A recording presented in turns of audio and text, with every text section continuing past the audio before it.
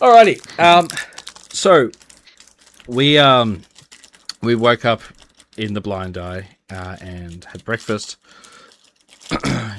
Bong had his discussion with Prathrax around becoming a mentor and established a relationship and finding out where he can train with him, which is 5 p.m. every night. He'll be in his guardhouse. If you rock up, he'll wait for you. If you don't, he'll go about his own thing.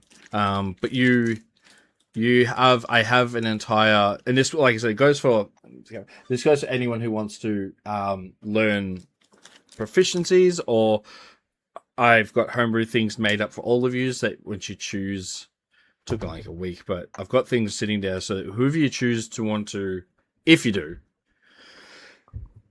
join up and learn from them as like a master student situation, you'll all gain something from it. It's just time based. So it may take a copious amount of time, or if you roll exceptionally well, it may take no time at all, because it's like having that natural talent and you're already within that class. So you should know certain parameters of what you're doing anyway. You're just enhancing the parameters of what you have already. So for Bong's instance, his will take longer because he's going to be trying to learn how to use a greatsword, and he doesn't even know how to use his bongos properly. So it's going to take him a little longer to do that type of stuff. But what if I went to like an intelligence-based one? What if I try to learn how to cast spells? Oh God. We don't. I don't want the campaign to go that long. So the other one is so there's two portions of each master. You learn proficiency in the weapon they use, and then the other aspect is you gain what they train you in. So in Bong's case, he's learning. He wants to hit harder. So I have made something specifically for him that allows him to hit harder. And it'll go the same for each of you. Is that if you find one of the 10 guardhouse captains and you're like, I like this one, I want to learn something from them, then you may do so. And like I said, it's a whole mini game system in which you'll roll very special roles distinguished around these guardhouse captains. It's so in Bong's case, if he decides to do it, he will be rolling for rage points. He won't be rolling like a d20 or anything like that. It's a very special roll that he does for rage points because it's something I've cooked up for him. It's got nothing to do with strength. What it does, but it's not a weapon per se. The bonus is basically at the end of it, if you complete it, you just get proficiency in the weapon. You don't have to roll for the weapon because you're going to be utilizing it anyway. By natural usage of it, you'll learn how to use it. So you can do that. That's what Bong's chosen to do. And if he wants to pursue it, he can do that. After that, the party then realize they have different goals in mind that they wish to pursue in Anvil.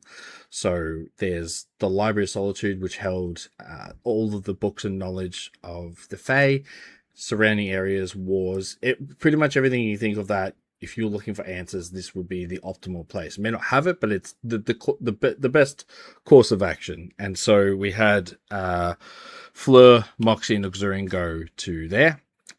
We had, after that, the Mordekai and Helvig went to go see Sleeba, as he now owns and is the he acquired the deed to a building and a shop, and he's now opened up his own artificer conglomerate, we'll call it. It's a mishmash of different shit, but he makes weapons and other weird paraphernalia, from which we found out. And then the last one was Bong, who basically just went, I want to go to the marketplace. He wants to go to the bazaar, the Bathar. The Thar. The Bathar, because the UNTs speak with a lisp because they're snakes. It's canon, yeah. I'll keep doing it. It's fine. Just hurts my soul. With that, we split the party up, did rollsies to see who goes first, and it went to the library. So Moxie, ulxirion, and Fleur, they departed for the library, and the other three went on their merry way. Getting to the library, you're noticing its grand structure. It's got 6 individualistic areas. 5 of them are accessible. 1 is locked down, and it is a private area that you can gain access to, but at the current time you cannot. There was a herbologist / nature's area. There was the spellcraft area for learning spells, anything to do with arcana or mage or anything like that was there. Then you had the fiction, non-fiction. The non-fiction, of course, having biographies and anything had to do with journals. And the fiction is, well, fiction. And then the war room or the history room, it had everything to do with previous wars, battles of note, enemies or creatures that were notable in the history of the Fey or Prime or Hell Realm, whichever realm it needs to be. And they're documented in here on a war table that actually had burnt carvings of previous battles of note on it. And then, of course, the restricted section.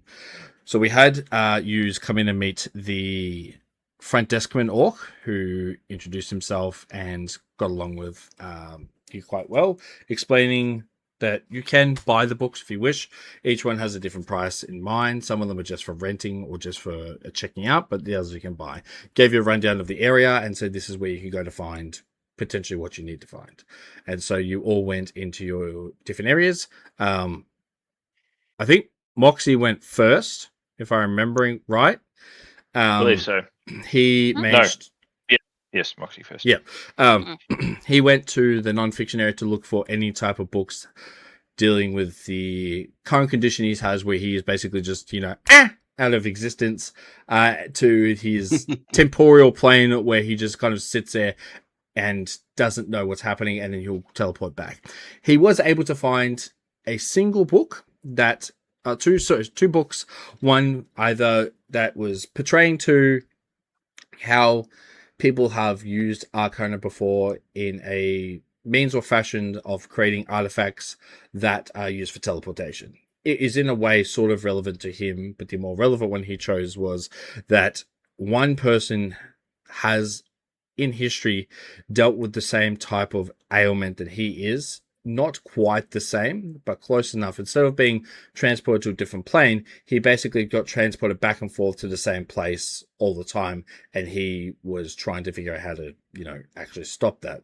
And so that person's article was never finished, but they did leave a name of the actual person who was dealing with the ailment, but the author was actually written on the book. And so he chose the notion of going, well, if I find the author, obviously he's met this person to get this documentation of him. So that's his current goal now, is to potentially track down the author of this book, which at the back, I believe it says a halfling with this dumbass toothy grin on the back with a big thumbs up. Like he's just he's like, I just went around traveling, got stories, I put them in a book, and here I am.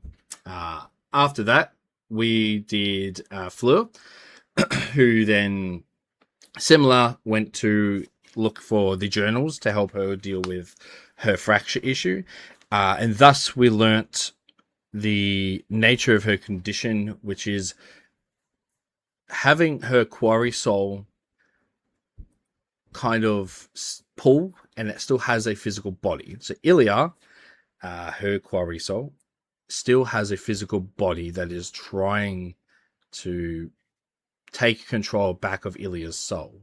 Not succeeding because it is fully attached to Fleur, as she is the main host. That's how it works, being her race. But what it's in turn doing is large bouts of stress, battle, emotions, anything like that can cause a fracture to happen in which the two bodies actually intertwine together, which is where we've seen Fleur actually have those membranous bone wings, and as well as the different colored eyes and everything. And currently what's transpired with her having the different colored tattoos and eye is a result of that fracture growing before Nathal was able to kind of subside it by giving it rest. This is something that he found in a journal within here. That journal did have the individual who dealt with this as well. He found the original body of his quarry soul, which was still attached to it, and he unfortunately had to detach the quarry soul from himself and fully give it to the body of its original host to safeguard themselves as a safe precaution. Fleur was obviously like to try and eliminate that where possible, because Ilya and her they are one person. You may not hear Ilya, but they are one person. That's how it always was, and how it always should be. It's the natural order of things. Having her have sort of a body and the soul clinging to it by threads is the unnatural order of this race. So the rest of that book, unfortunately, pages were torn out, not by looking like they're kids or people just going like, I'm gonna take my grunt out on this book. It's someone has taken it out with the intent of people not reading the next portion of it. That is now Fleur's task. Last week we had ulxirion who went to the war section to look for anything to do with his basically the dreams he's been having, and the fact that he has a draconic scale fused to his body and he's growing taller because of that one time. You entered into there, saw that there is many glass cabinets full of weaponry and armaments from different battles of the past, and tabards on the roof and rugs and everything like that have different sigils and everything, and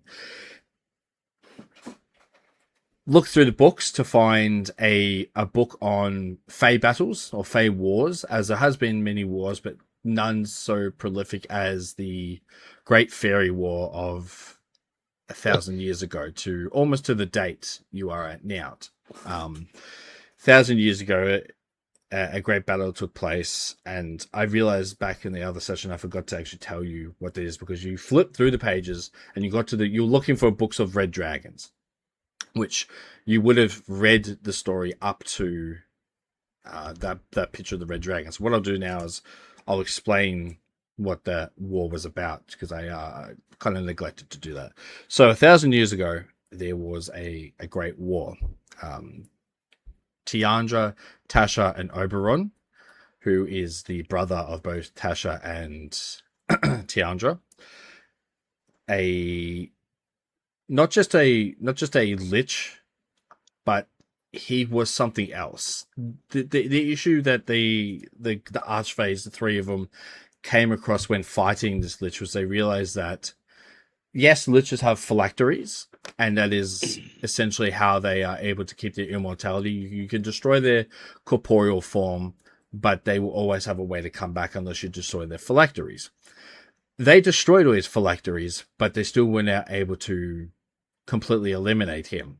They killed him many times. He came back stronger each time, and they continued this battle until it got to the precipice of the war, which was the three archfays fighting this entity, this lich, which you saw back in the murals many moons ago. And there was three lieutenants that were also within the Fey realm, causing chaos across the widespread plains of us. And these three lieutenants, only one of them was named, which was Illimar.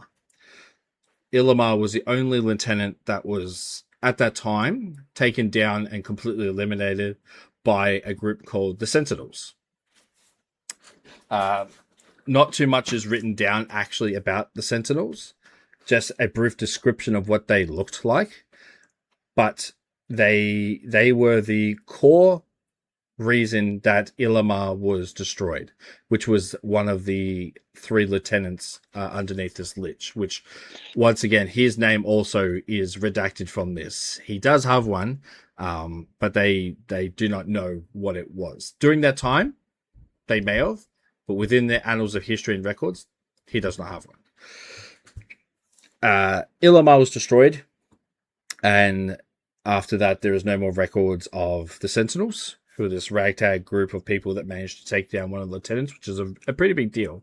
The description that they have of this group was a large, very muscular orc, a large red dragon, an enormously large warforged, a small, petite, very frail-looking, almost sickly white witch, and then they also had a demon, an actual physical, large-scale demon, who was, you would assume, being a demon from the Hell Realms, would not join their battle, but he was part of the Sentinels.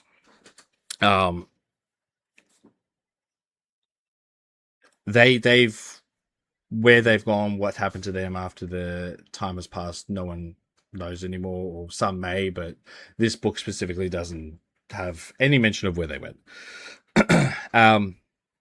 You then flick to so after this lieutenant was killed, it was safe to assume that the other two lieutenants were taken care of by some other means, because it was the will of Oberon who sacrificed himself to effectively fuse himself with the Lich, thinking it was the only way to stop this creature, which once again they have destroyed all his phylacteries, and they know they have because he's mentioned it. Oberon physically fuses himself with him, and they kill Oberon and the Lich as one. But unfortunately, their family of 3 becomes a family of 2 after that. And Oberon is, seen as the hero. Tiandra and Tasha pay the respects, and that is now a part of history. When you then turn to the next page and you had that vision of the red dragon within your mind, and you showcased it showed this red dragon above this war-torn field destroying all these soldiers with flames, but these soldiers, when being burnt alive, were of course screaming in pain as the metal is heating up and their skins peeling off. But whoever was behind them controlling them, or whoever was the commander-in-chief, or whoever it may be, who was obviously the leader, had tendrils or strings, and couldn't quite make out what it was, but he was controlling them and forced them to stop and listen to his command and physically stop screaming and ignore the pain. They're obviously still in pain as they're wincing, but he has stopped them from actually not feeling it, just complaining about it, and to get on with it. And so they are fighting and marching through this fire and pain. And that's when it's drew back from the vision. And you were then left with the conundrum of noticing that your powers, or what you may want to call them, is the heat that resides in you now, and you felt in your hearts, kind of beated to a large degree, and you produced flames, and the book became a light, and you actually started to burn the book as you were having this vision in your hands, not aware of you actually, like, this book was burning in your hands. It's going to become shredded to ash. And so this left the librarian to come and basically have a go at you and say, why would you burn a book? Why would you, it's made of paper. You were able to save bits of it, and so you've got the book in your hand. He's taken it away to try and repair it, and you asked about, have you seen, can you tell me about the artifacts regarding a specific chest, which had a scale in it, so very similar to the one you have, a broken bit of what looks to be a wand or a rod or something like that, a very large golden warhammer, like an incredibly large golden warhammer, and a broken piece of arcano circuitry as well. It looks totally like the core component of a robot or a warforged or something mechanical there that housed something at one point. And you became hyper fascinated with needing to own these artifacts, in which you picked the lock of the case. It didn't work, so you transformed into a polar bear, used brute force to break the lock, and have acquired these artifacts in your person. After that, we left and went to see Helvig and Mordekai go to see our artificer friend Sleeba, who was incredibly excited to see his old comrade and his newfound friend come with him. And you also saw that the 7 fairies who you saved in the mines were down there as well. Except for one of them, Aqua wasn't there. Sleeba then presented his gift to you that he'd been working on, because he said he would work on, upgrading your anarchy pistol into something greater, in which he basically gives you a hand cannon made of like obsidian. So it's that deep black all the way along, longer barrel, and like I said, whenever you shoot it, it physically says your name in red lettering on the side whenever you shoot a bullet out of the side of it. He gives that to you, and he gives you I think it's a bandolier, the kind of cowboy-esque wrap that goes over the front of you, and you've got the ammo shells inside of it with the different colored cosmic shells to reload the actual gun, because it gives you the different elements that you shoot out of the gun already. He, after some jibber jabbering and talking and everything like that,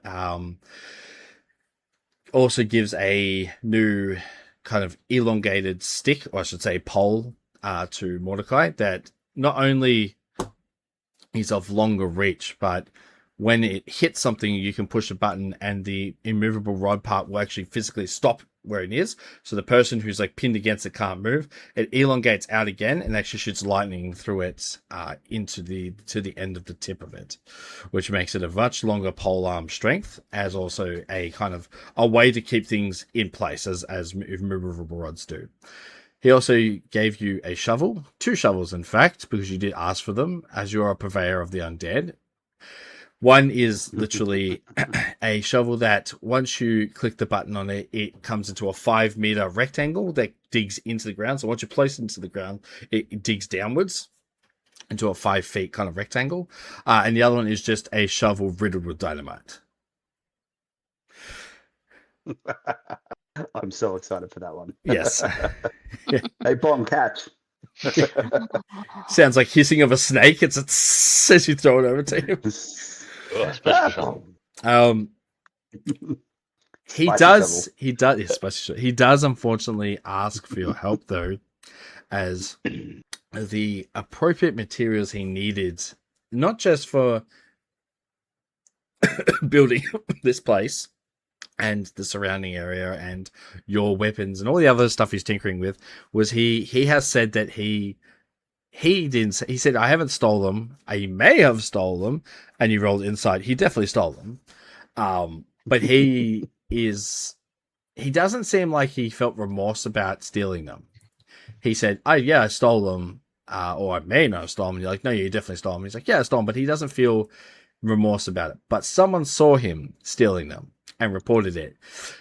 They came and found that he'd already utilized the ores to create things, so they can't take those off him. They can't take the ores back and the materials because he's already utilized the majority of them. But they can put him in jail, or worse, kill him with the death sentence, as he has a trial coming up in 2 days.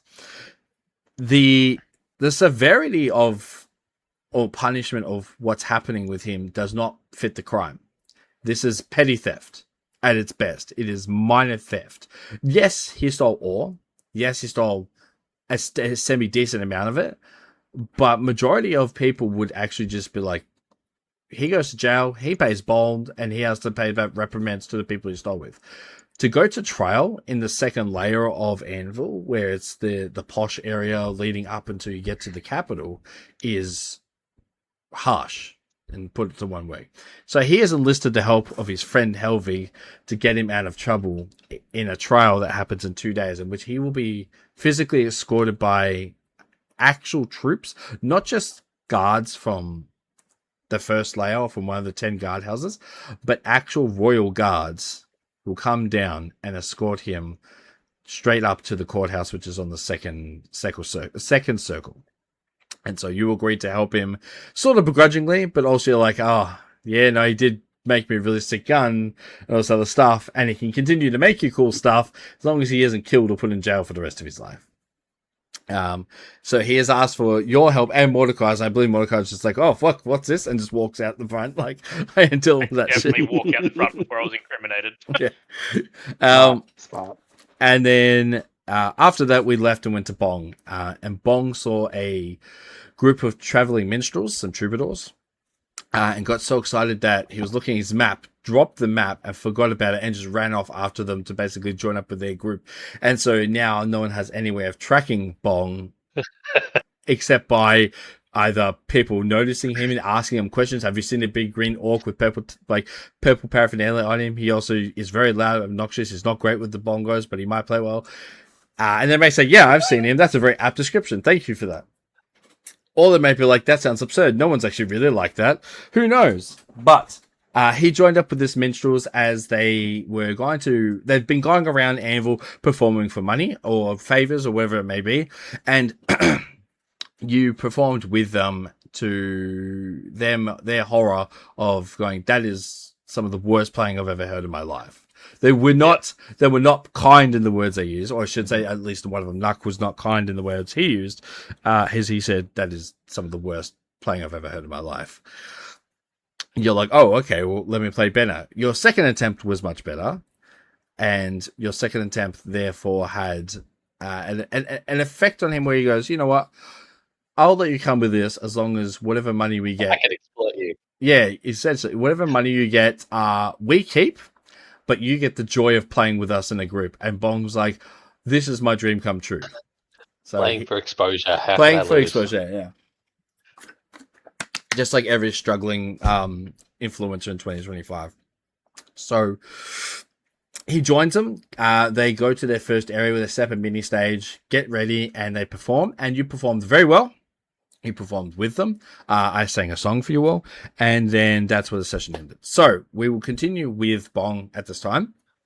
The crowd erupts into applause. Your playing with them was a success. You met their music with your playing, and everything came to a pinnacle where they actually walk up and start handing money and jewels and jewelry and stuff like that, just as an enormously large thank you to them playing. One little girl walks up to you, Bong, as you're standing there and you finish playing, and just kind of tugs on your, because I believe you wear a loincloth actually. Tugs on your loincloth, and she's just staring up at you, and she gives you this crystalline flower in your hand. Oh, that's very pretty. Thank you very much. What's your name, little girl? And she looks up at you, and she just like, she's kind of like really shy. She's got her hands in front of her like that, and she's just like trying not to. She looks back, and her mom's just like, come, and then she's like, she waves at you really quickly, and then like runs back to her mum with her hands in front of her face, and she's really happy. And you look down, and it's it's like that diamond color. It's that see-through crystal, and it's really beautiful in the light. And it's in the shape of like a rose, with the stem being made out of it's glasswork, of course, but the actual stem is done, and it's not in a straight line. It's kind of like in a zigzaggy stank formation, as if someone's just learning to do glasswork, and this is one of their first attempts, and it's been given to you as a present. Nuck, Frederick, and are looking, and they are gathering all the money and everything like that into a little chest that they're holding that they pack up alongside the stage. And one of them looks over to you. Frederick looks behind you and sees that you've got this crystalline flower, and he goes, hide that now. Don't let Nuck see it. Put it in your pouch now. Oh, all right. Present. It's not money. Yeah. Present. Yep. Hide it now. Done. So, you place it inside your pouch. As you next turn around, the leader of the group turns around to see if you have anything in your hands, and goes, all right, cool.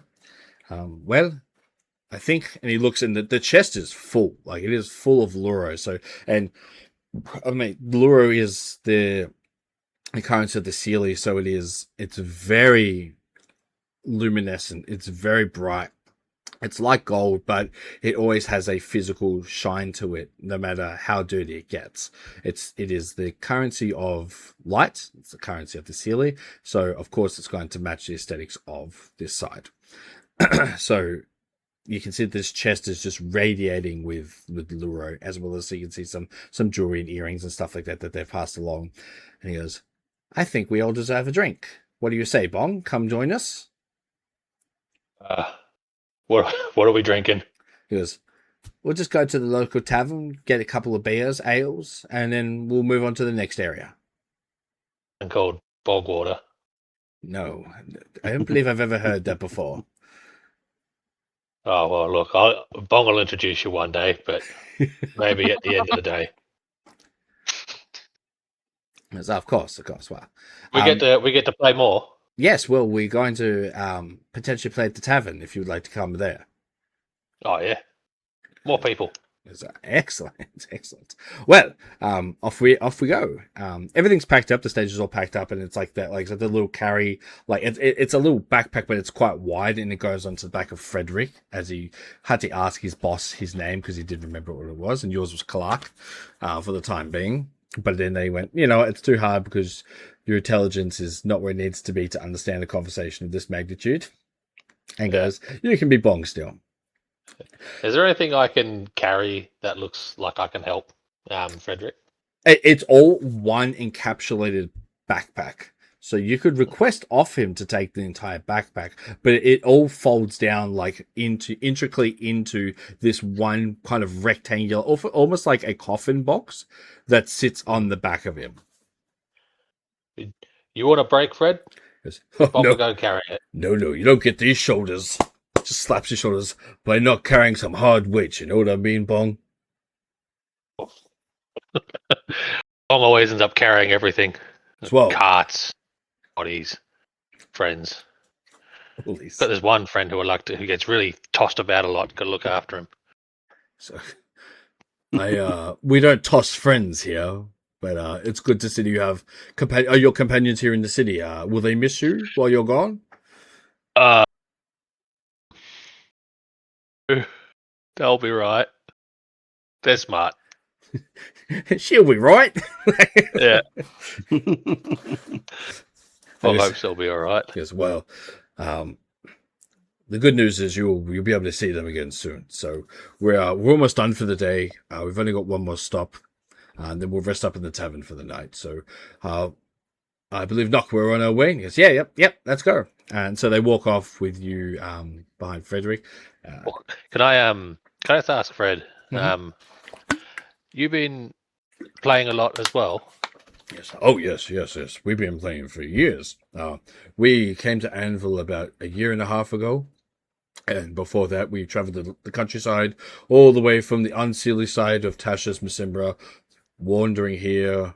We made our way through the highlands, the forests, different villages, playing where we went, gathering what we could, and our ultimate goal is to, and that goes, shit. So we just like to play for people and make money.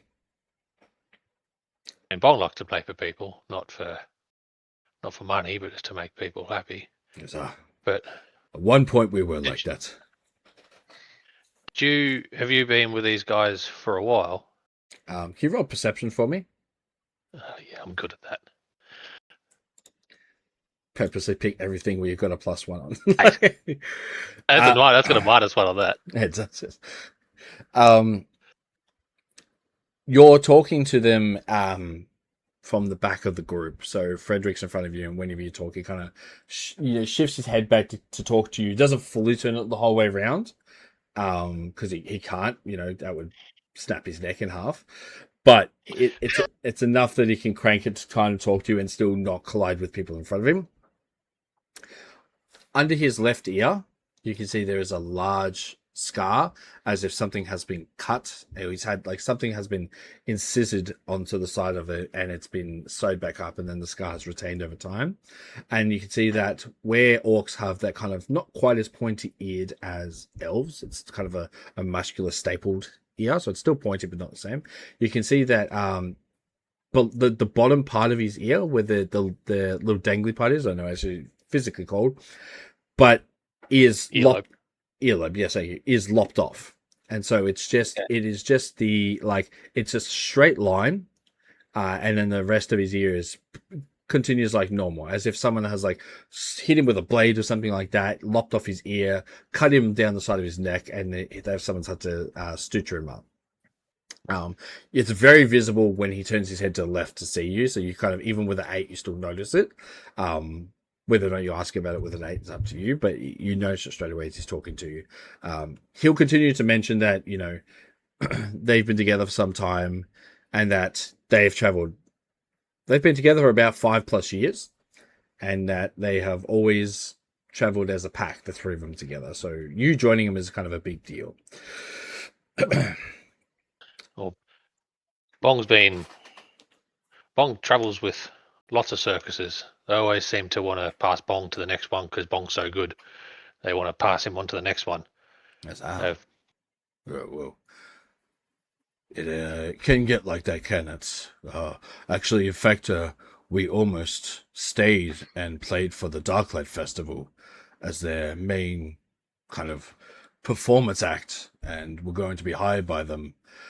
We didn't quite agree with their means, but we left of their own accord, got paid, and that's where we kind of decided I think it's time we moved to Anvil, see if we can make something of ourselves. there's a dark light like the witch light.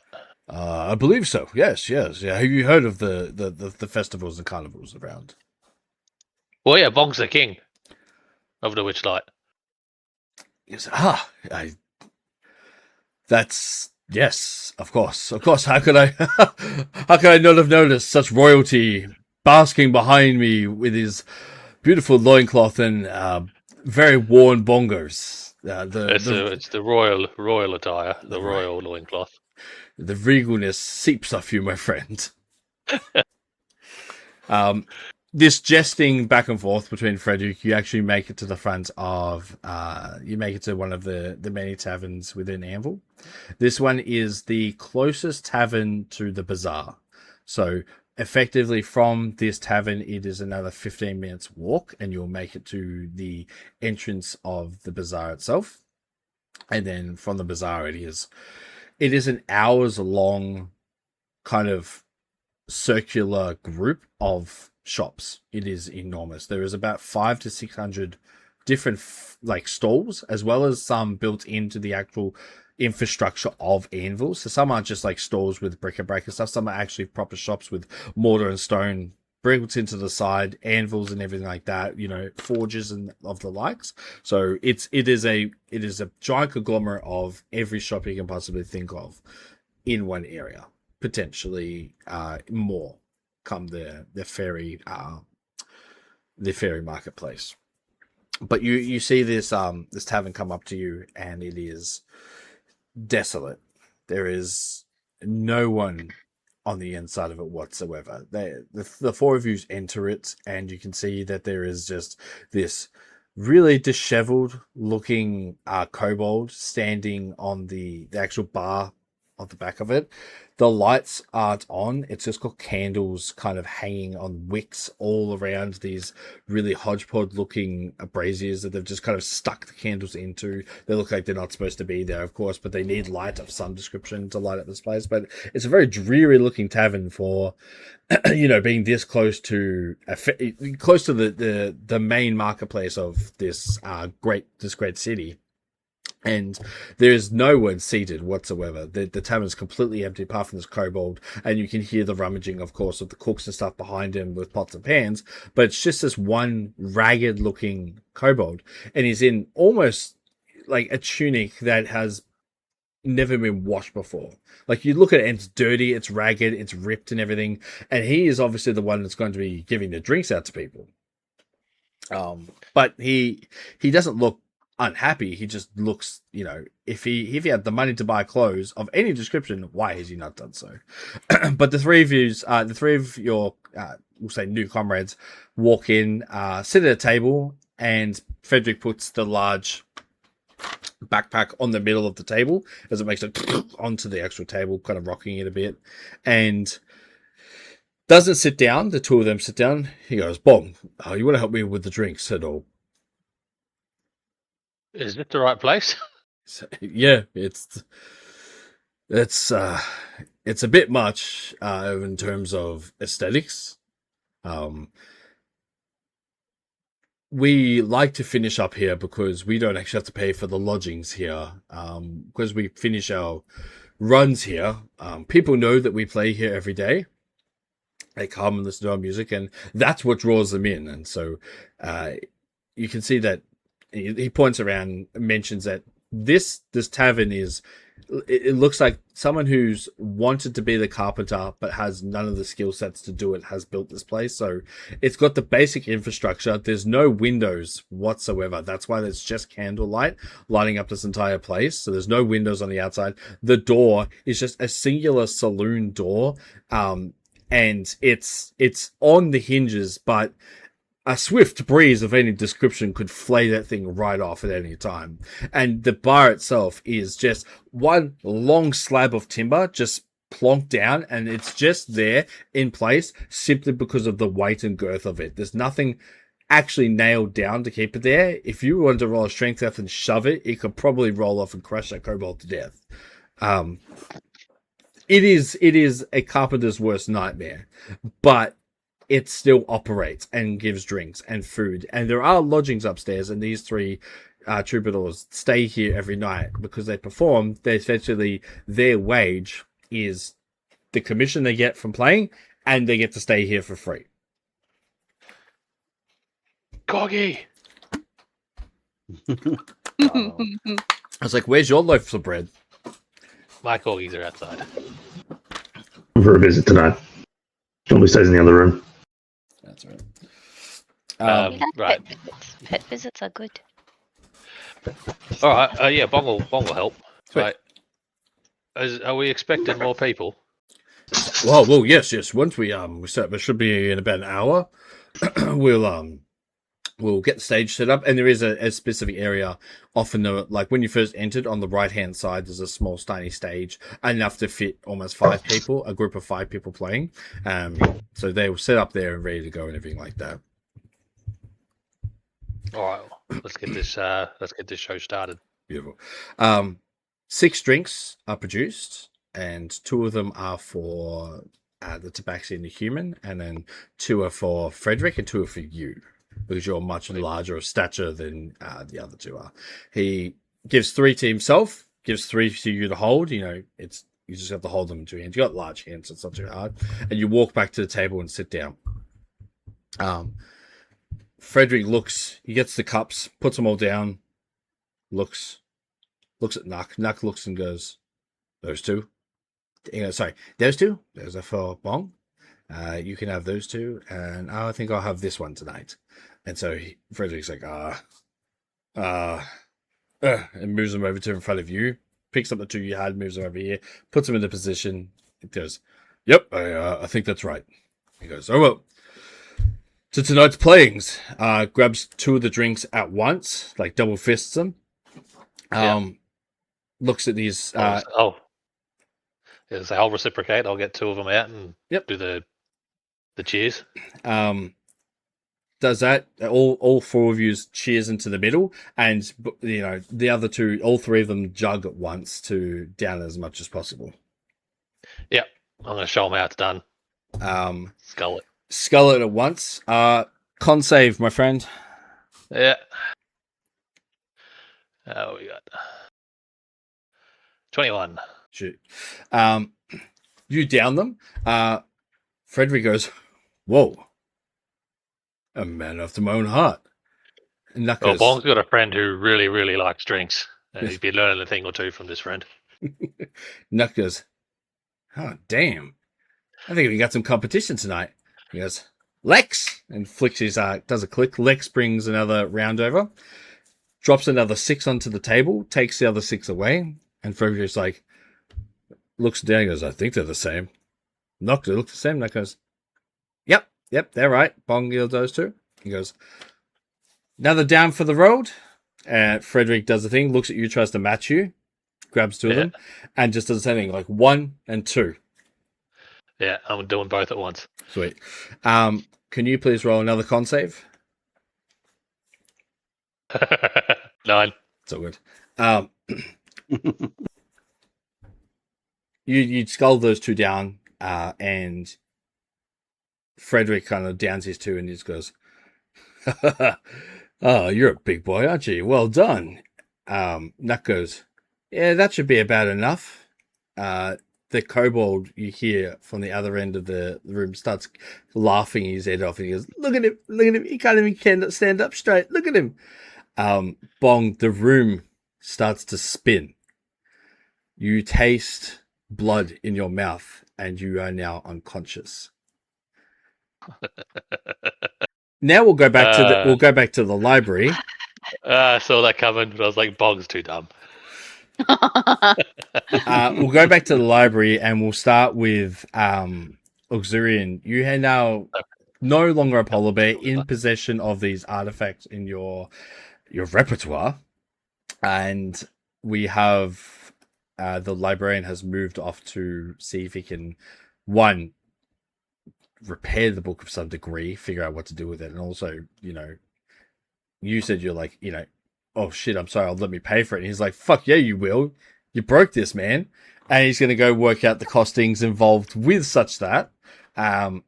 What would you like to do now you are in this situation?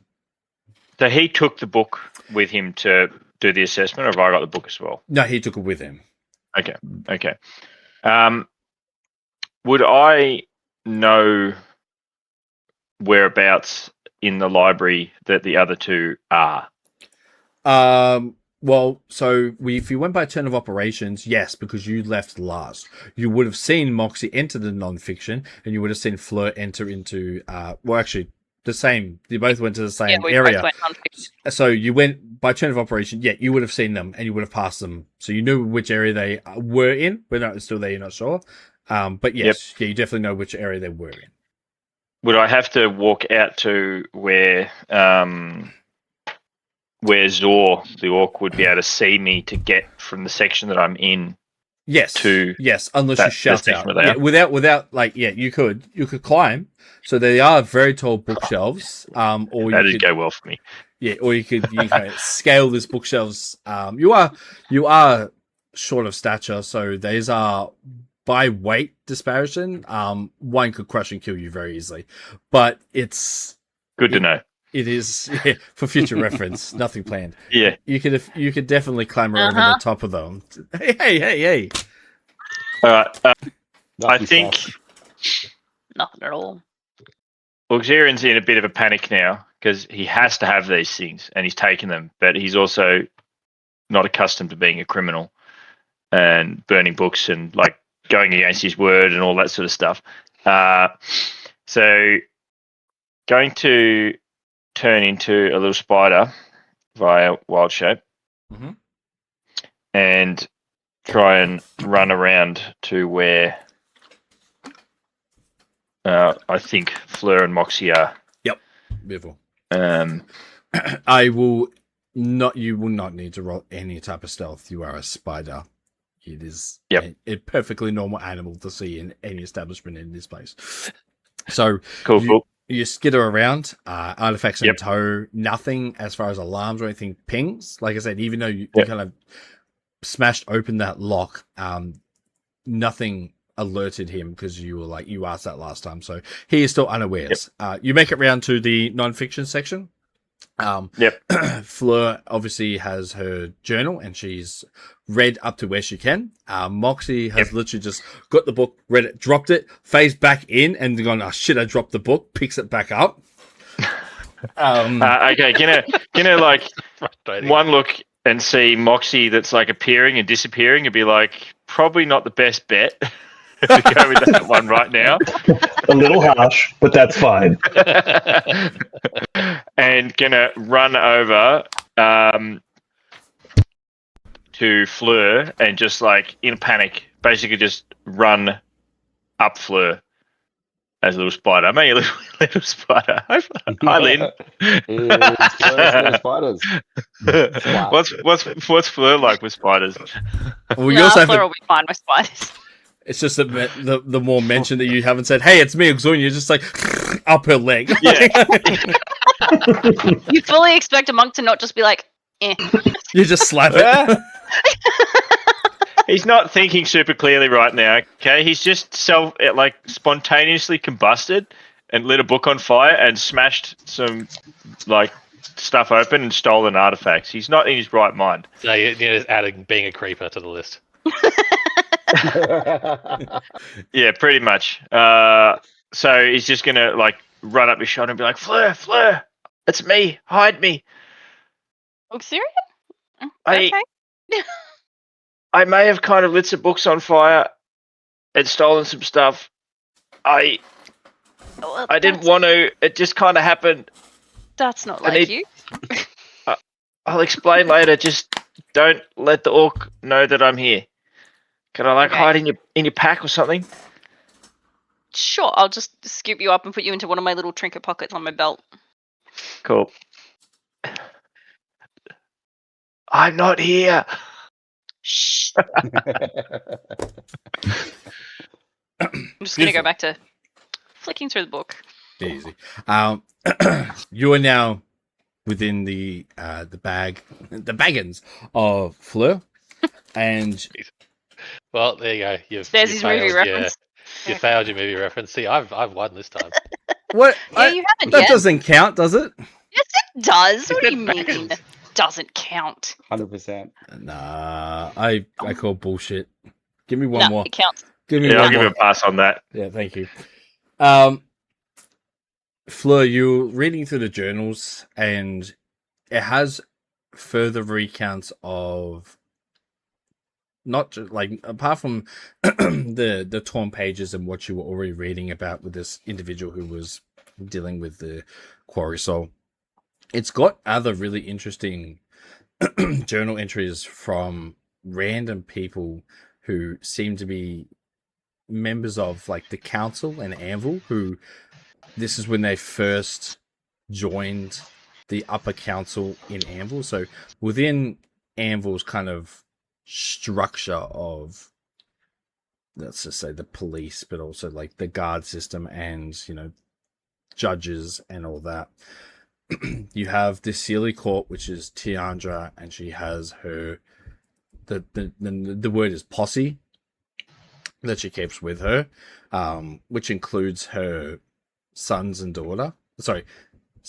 daughters, and also was Oberon, who used to say in the Sealy side, but he no longer does. He is no longer with us. But below that is effectively a council who she has delegated 5 individual people to oversee the entirety of the running of the second layer of Anvil, which is the regal, royal, established people, those of wealth, of note, but also those who may or may not want to and be able to actually visit the capital to see the Sealy Court and those are inside the castle. This council is made up of 5 people who are not named. A lot of people have never seen them in their lives and may never see them in their lives or even learn their names. Have no idea what they do or anything. They just know that they exist. Everyone knows that there is a council who oversees the runnings of Anvil from the top to the bottom. But once again, this is a need to know basis of who actually these individuals are. Except for one who was at this point very young, very stupid, and wrote a journal about getting basically married into a council position. And you have that journal with you. Did you want to read that, or do you want to keep it secret for a bit? Keep that for a little bit. Cool.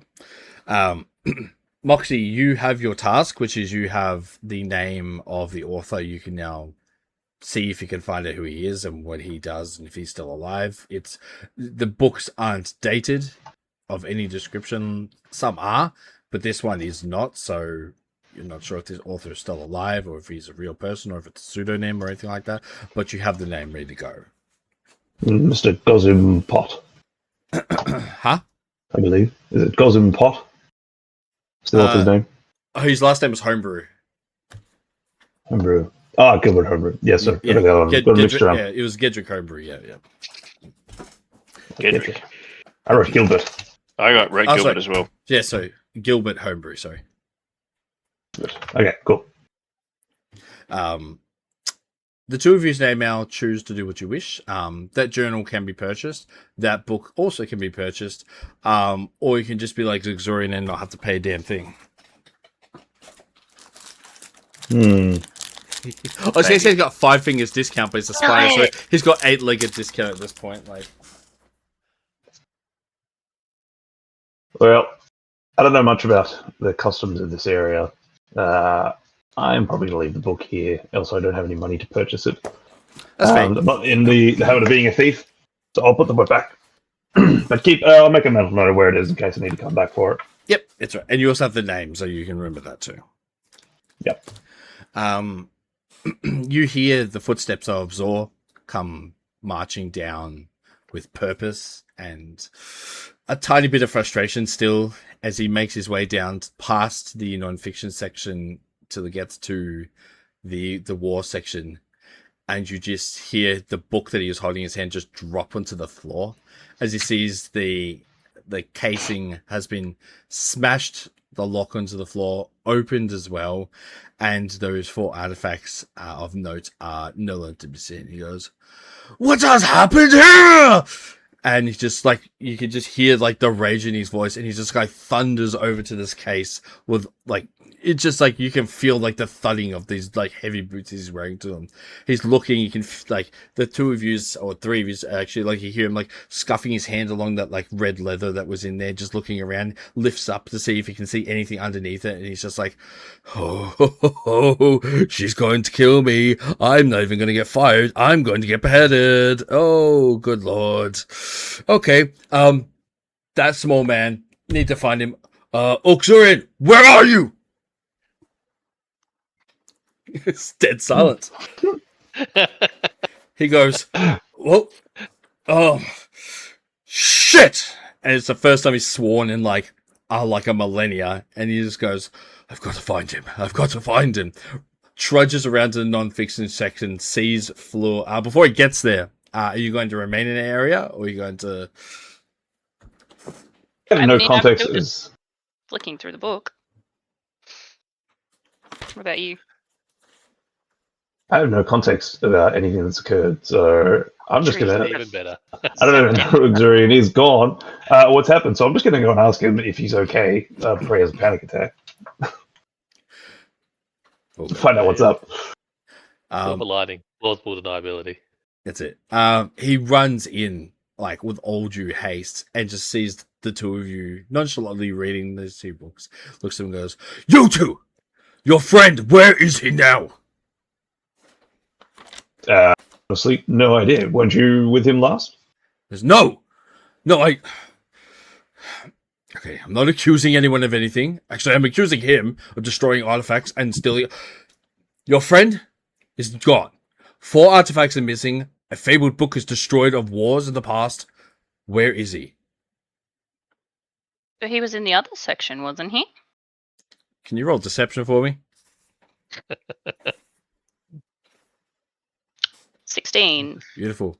He goes, "Yes, yes, he was in the other section. Yes, that is true. But now he's not there.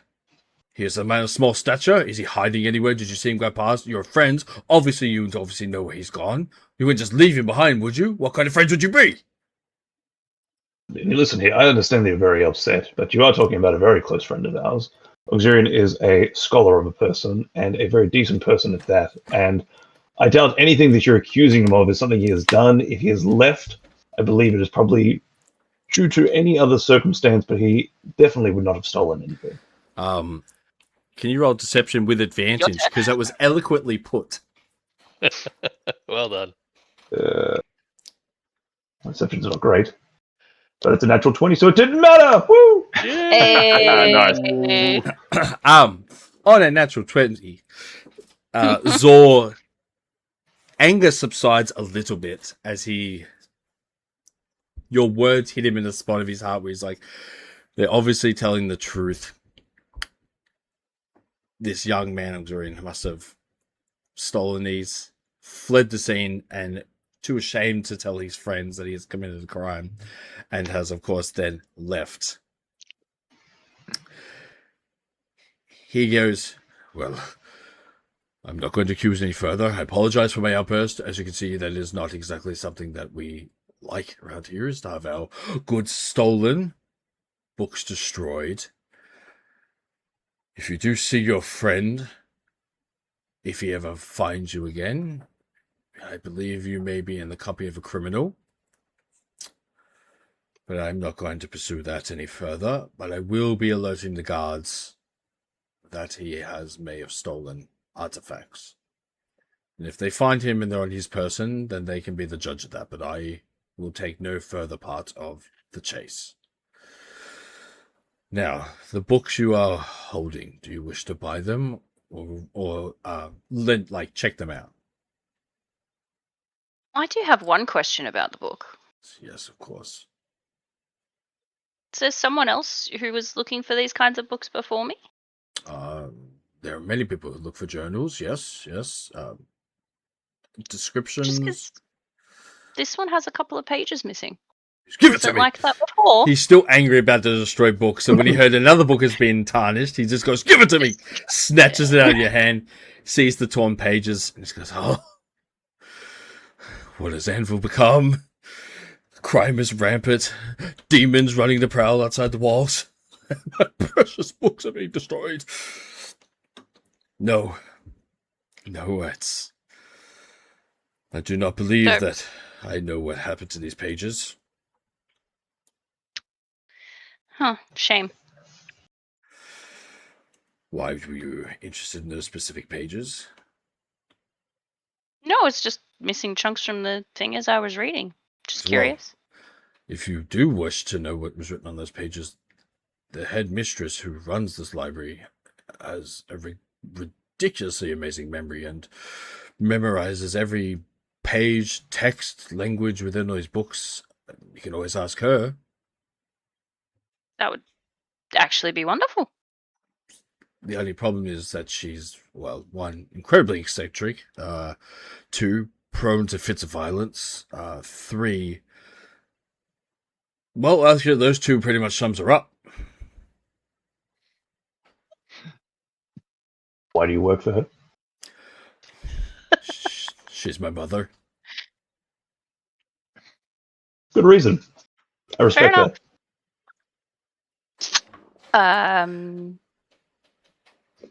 I mean, I'll still try and get some information if I can. So, When she's in a good mood. as well, I can give you her address.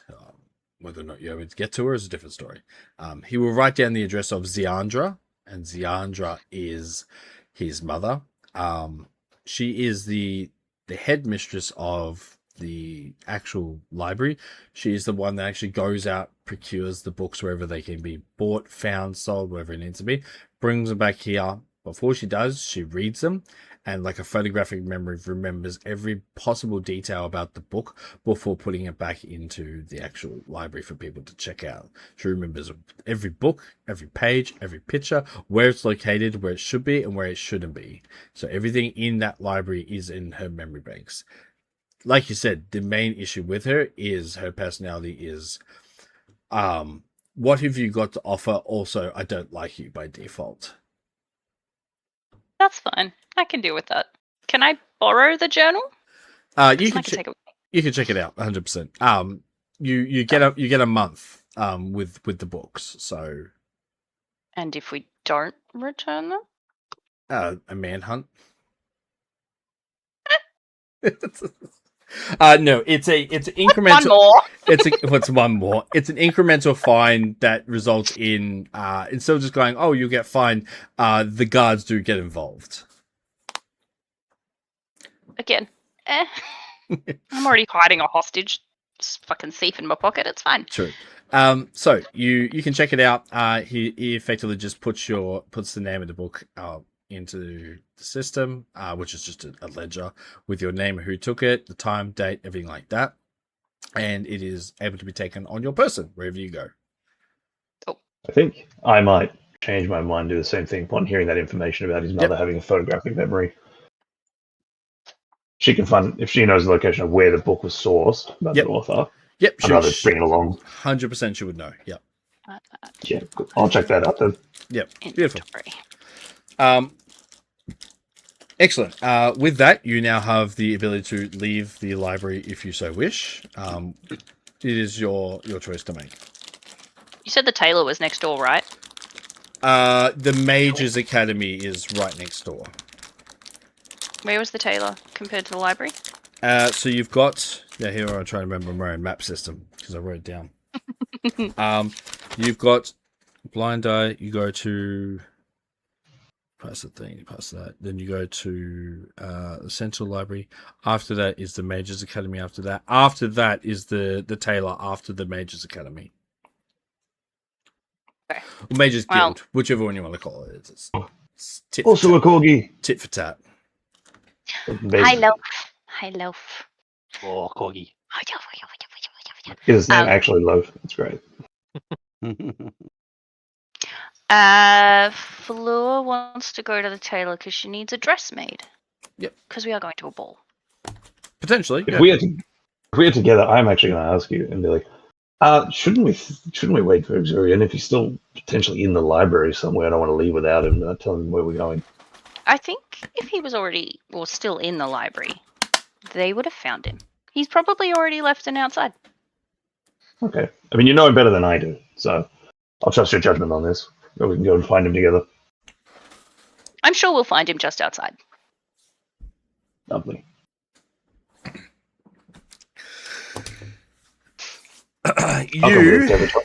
You get to the entrance of the library. As you step through the boundaries to the outside of it, an alarm goes off. Fleur and Moxie both ping on this alarm system. Zor kind of like pings his head up, looks over to you, and just hits a button and goes, "It's okay, it's obviously a mistake." As your nat 20 deception carried over to allow you out of the library. Yes.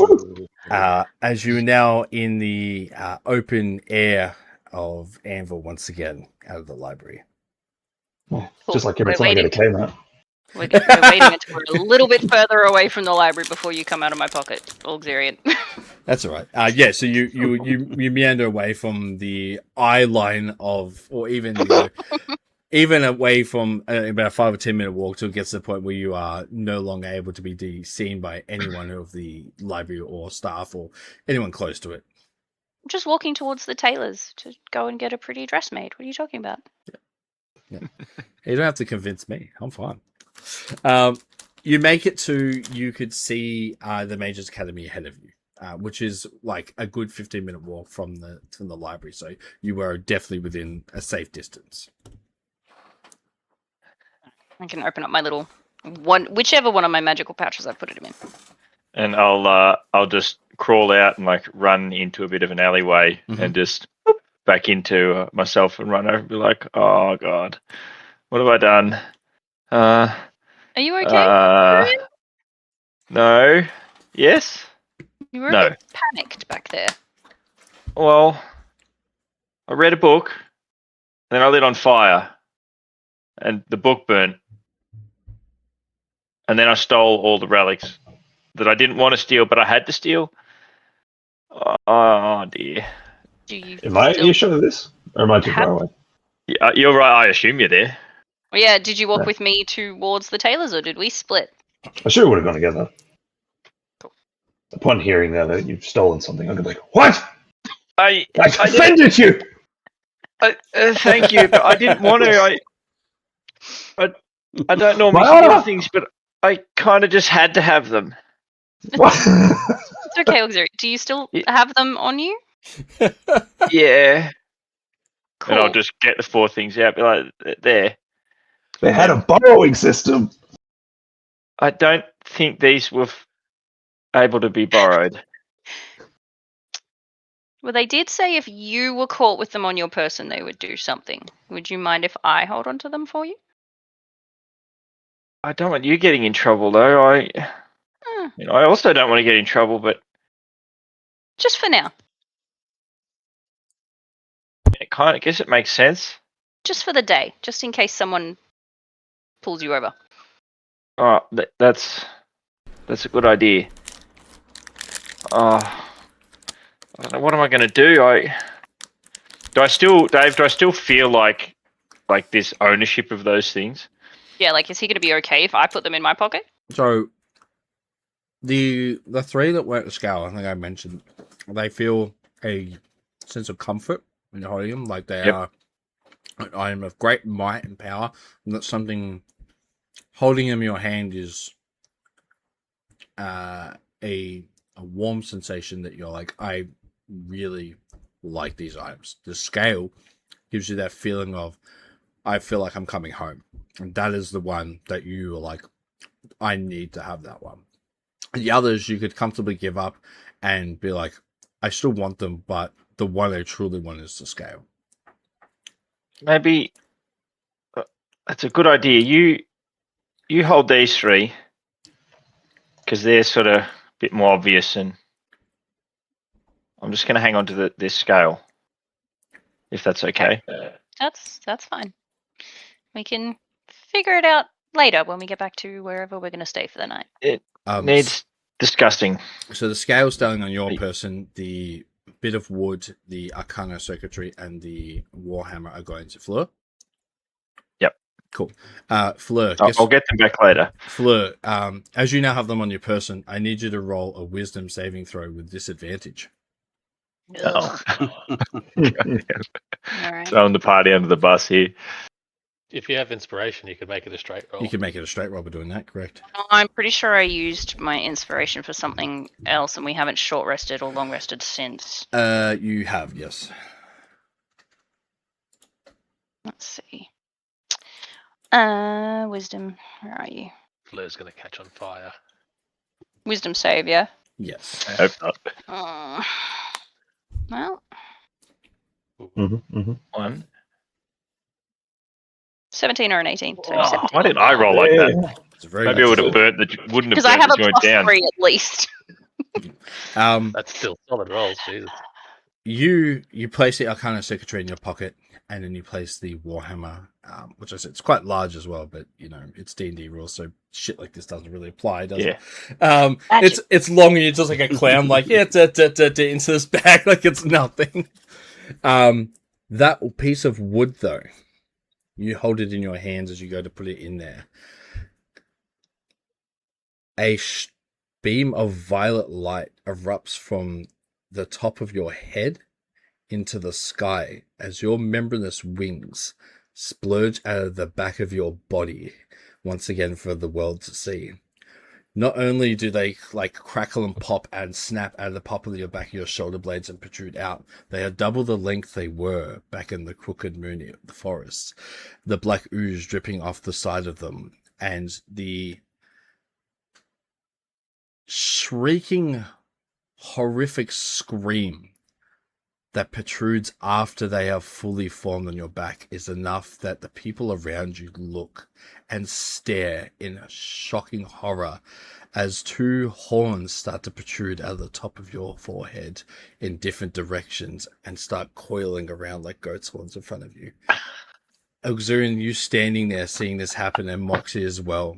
I need you both now to do a wisdom saving throw. The first time I've seen this happen. Yeah. Oh, I'm pretty sure it's the first time Ulxirion would have seen it as well. We Oh, got knocked no, out goddamn. last time it happened. yeah, I was dead last time. No, you weren't dead. Yeah, You were you were. mostly No, he was dead. I was He was dead. mostly His dead. soul was out. I was dead. Mostly dead. I think I saw it last time. Yes, you're the only one who saw it. Yeah, Bong Sudam. Welcome to the party, pals. There's a reason he's being freaked.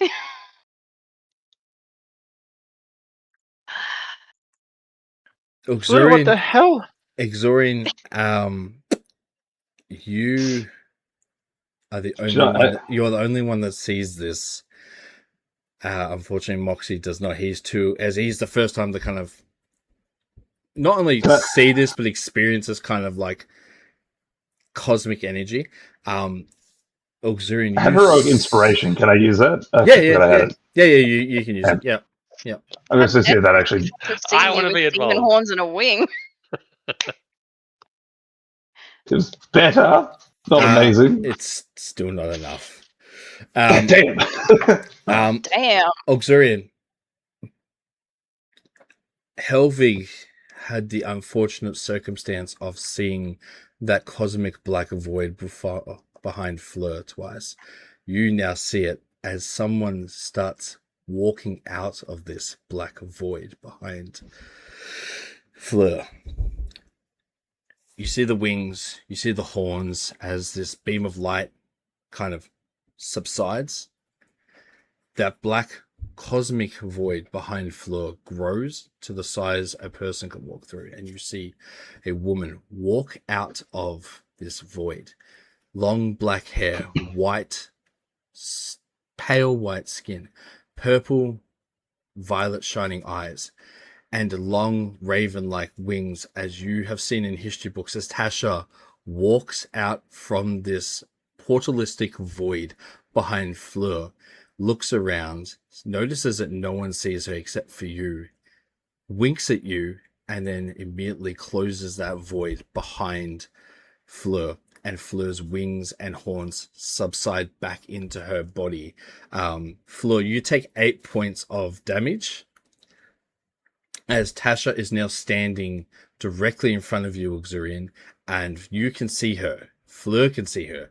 No one else around you can see her as she's standing there, 7.5 feet tall, glorious midnight moonlight splendor in all her glory. And you know it's her because you immediately feel that dominating urge to get down on one knee and praise her for everything that she is.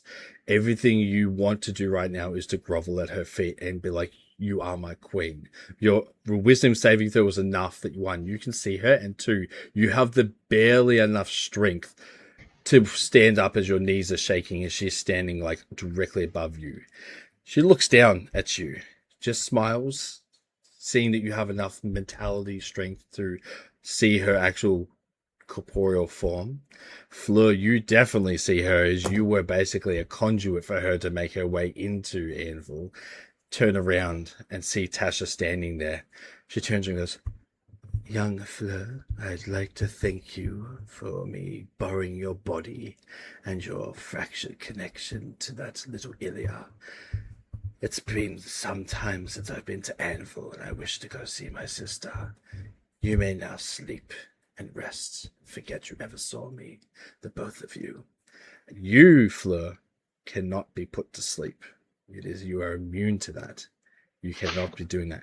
Ulxirion can be put to sleep, but your 19 was enough that you fall to the ground, and you can see her with fluttering eyes as she just and flies up to the top of the Capitol.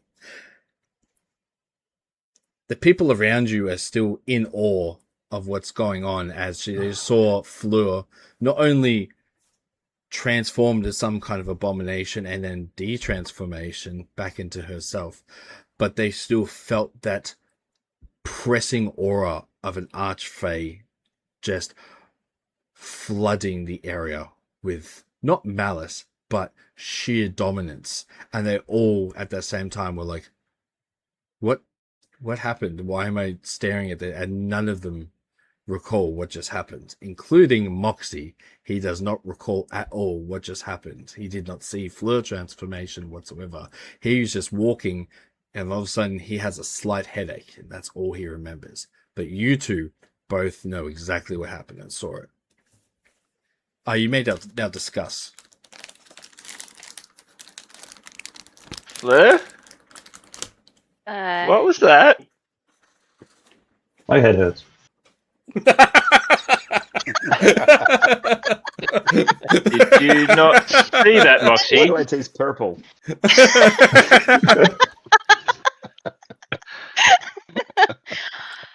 You saw what I saw, Fleur? Moxie, I take it you didn't. So what? I think that was Right. just us. I think we've got a lot to talk about tonight. When Maybe we should head back before something like that happens again? No, I think we're good now. That doesn't happen often. So I'm just gonna. I would hope not. My neck a bit. Yeah. Everything kind of snap, crackle, and pops around your body as you move it around. Oh no, I've already cracked my fingers recently. Is this what happened when I died? What? Yes, but a little less. He's saying I died out front, and Moxie's like, "What? You died?" What? I should have gone with the other group. You were mostly dead. Mostly dead. But Oh, dear. yes, it's also the problem with the fracture, and it's a long story. We have, as you said, a lot to talk about. You with whatever that was, and me with spontaneous combustion, apparently. Lots of new things. Yeah. But on that I note, want- I'm going to go and get a dress made. Okay. It's like, it's another day in the Fae. Yeah, maybe you should go get a Totally I've been normal. here before. I've been to the Fae You have before. been to She's Fae. fine. Shit's cray cray. God damn it. That has happened to the I three was of you, not expecting that. and It's going to kind of trip off. we go over to Helvig and Mordecai as Sleeba has proposed to you the idea of helping him, and you've agreed to do it. It's not for another 2 days, so you can now have free reign, the both of you, to go do what you want. But he there's nothing more you can really help Sleeba with as far as that, except if you want to go interrogate people on behalf of him to maybe get evidence. He also doesn't know who saw him that night. He was legally procuring the goods, as he would like to call it. He didn't see but someone has to have seen him to have tipped off the guards. Because if it was the guards who saw him, they would have just arrested him on the spot. Whereas it was obviously they've waited, gone and told someone, and the guards have now come up and gone, issued the basically the warrant for your arrest, going, yeah, we have a key eyewitness. Someone has spotted you doing this. They've come and informed us. You're fucked.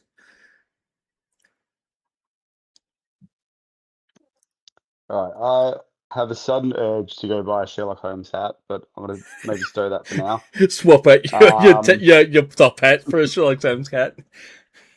Yep. Cowboy. Or maybe like a Sherlock, flat brim cowboy hat. I'm thinking like I was gonna say, do I get a holster for my crazy ass bullshit gun as well? It comes with one.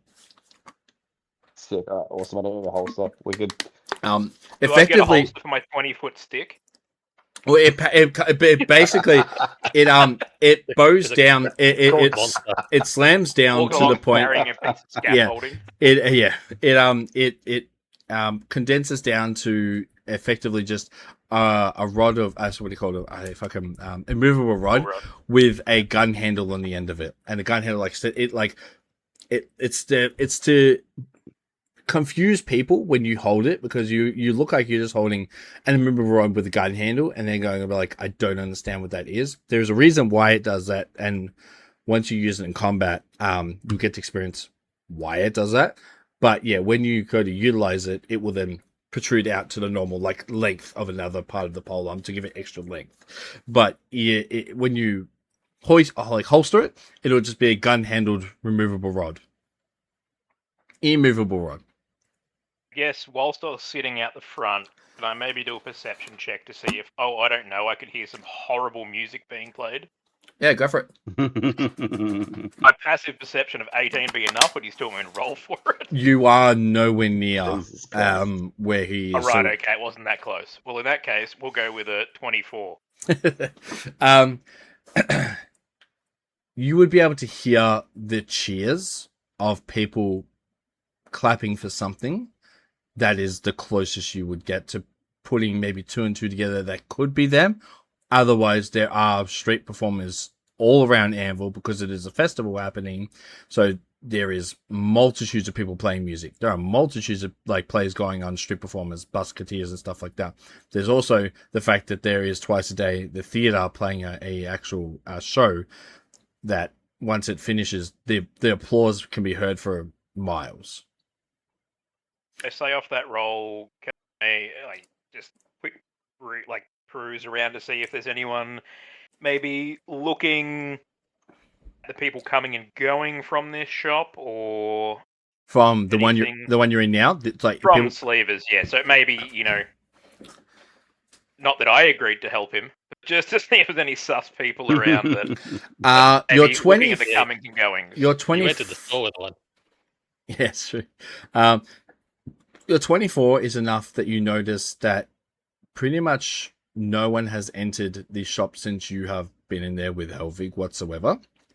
And that no one looks like they have a mind to go in there. Mostly because Artificer is a very unique profession, and a lot of people just truly don't understand it and don't want to understand it. So you have to have that kind of mindset where you're like, I want to learn how to make shit like guns and rocket launchers and, airplanes. That doesn't meld with a lot of people. The one thing you do notice, though, is that opposite where you're standing, and if you were to look out towards the kind of wall that makes up Anvil's barricading wall, you can see that there is a group of 4 young boys staring at you, pointing and laughing, and that they are, about 100 feet away, 120 feet away. At the wall itself, they point and laugh at you, directly at you as you're standing out the front, kind of with this like large pole, and you put it away. And they're laughing at the fact you had this weird creation of this artificer, and they scurry into what looks to be a crack in the wall. It's small enough that they can kind of like get down on all fours and scurry into it one after another. How far away was it? 120 feet. Yeah. Aside from that, it's general to and fro for a lot of people. Well, just remain out here with my cigar and wait for Helvig to circle from his life of crime. I mean, he's So what you're catching saying up is with old friends. we're not going to beat up some kids? All right, fine. I mean, I'm down. Whatever gets me items. You know. Child limits. All right, well, I'm going to firstly ask Sleeba where the fuck this happened. Yep. All right, Sleeves, you're a fucking idiot. I love you, though. Where did this happen? Yes. Well, I'll draw you a map really quickly, and just gets a bit of paper, just slams it down in front of you, and just goes, get some charcoal, and like a child, just starts drawing a really crudely drawn map, but basically puts an X and goes, we are here. So the X is where you are, and then just starts doing like the treasure map, kind of like broken rectangular, like actual like breaks and the thing to go where you are. Yes, you go round the corner to the right for about 25 to 20 minutes. You'll get to there's a wall. There's a wall between 2 shops. And between that wall, there's a large an opening that maybe someone blew up the wall to get into. Who knows? It was there when I got there, right? Wink, wink. He says it once again. It says wink, wink out loud. In between these 2 shops, there is a wall that he has 100%, you don't have to be brain dead, he has blown up to make it through to the back. And behind it is a forge, which was a dwarven forge. And this dwarven forge is utilizing rare, because dwarves are naturally good at, because we're going real generic fantasy, better with utilizing rare and weird ores to create weaponry, armor, jewelry, whatever it may be with it. So he's like, I want to make this sick ass gun for my mate Helvig, so I need real weird ore. So he's like, of course, the dwarf's forge will have what I need. And so he's blown a hole in this barricading wall between the 2 shops and gone around through the back to where there is a mine where these dwarves are actually able to. They bought this specific forge because it has access to a small mine behind it where they can continuously, for a fee, of course, procure more ore. And so he's gone down into that mine, acquired what they've already mined, and just basically taken that cart, brought it up to his cart, put it into his cart with the help of the fairies, and just gone, shh, go, let's go, and just like huddled off in the middle of the night back to his little hovel. All right, I'm going to be like, fucking idiot. I'm going to go chat with the fairies and be like, all right, guys, I know you were there with him.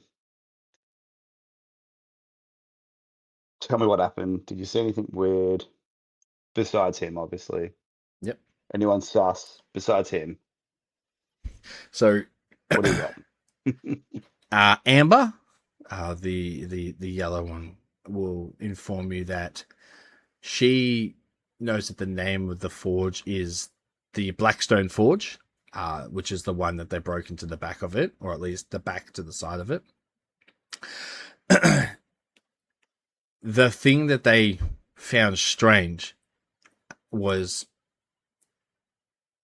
the explosions and the noise created was enormous.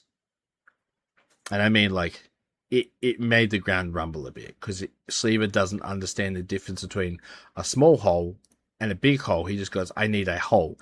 And he goes, yeah, this much dynamite will do, and just kind of throws a pile against his problems and lit it and ran. My guy. That should have alerted anyone.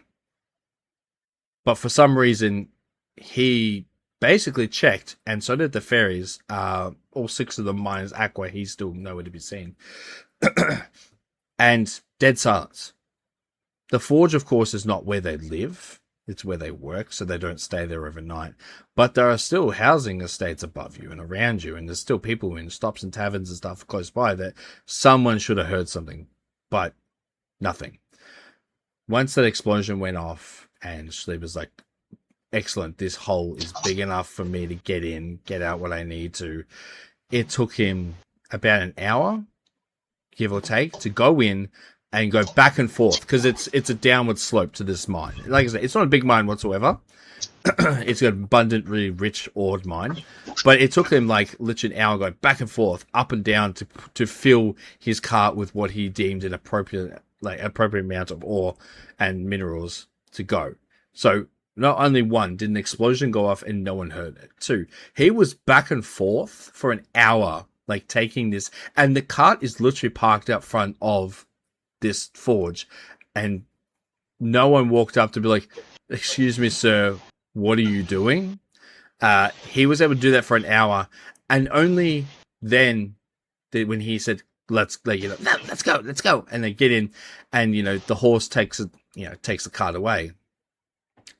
The guards said that it wasn't until that he went to leave that an eyewitness saw him then. And that's as far as what the fairies are saying, because the fairies are, they weren't named either. They were seen, obviously. There's 6 of them. They glow, and they're all different colors. But Sleeba was the one that was picked out specifically, that was seen. And he is, of course, a dark-colored kobold in fucking night. So how come he was picked and not the 6 fairies?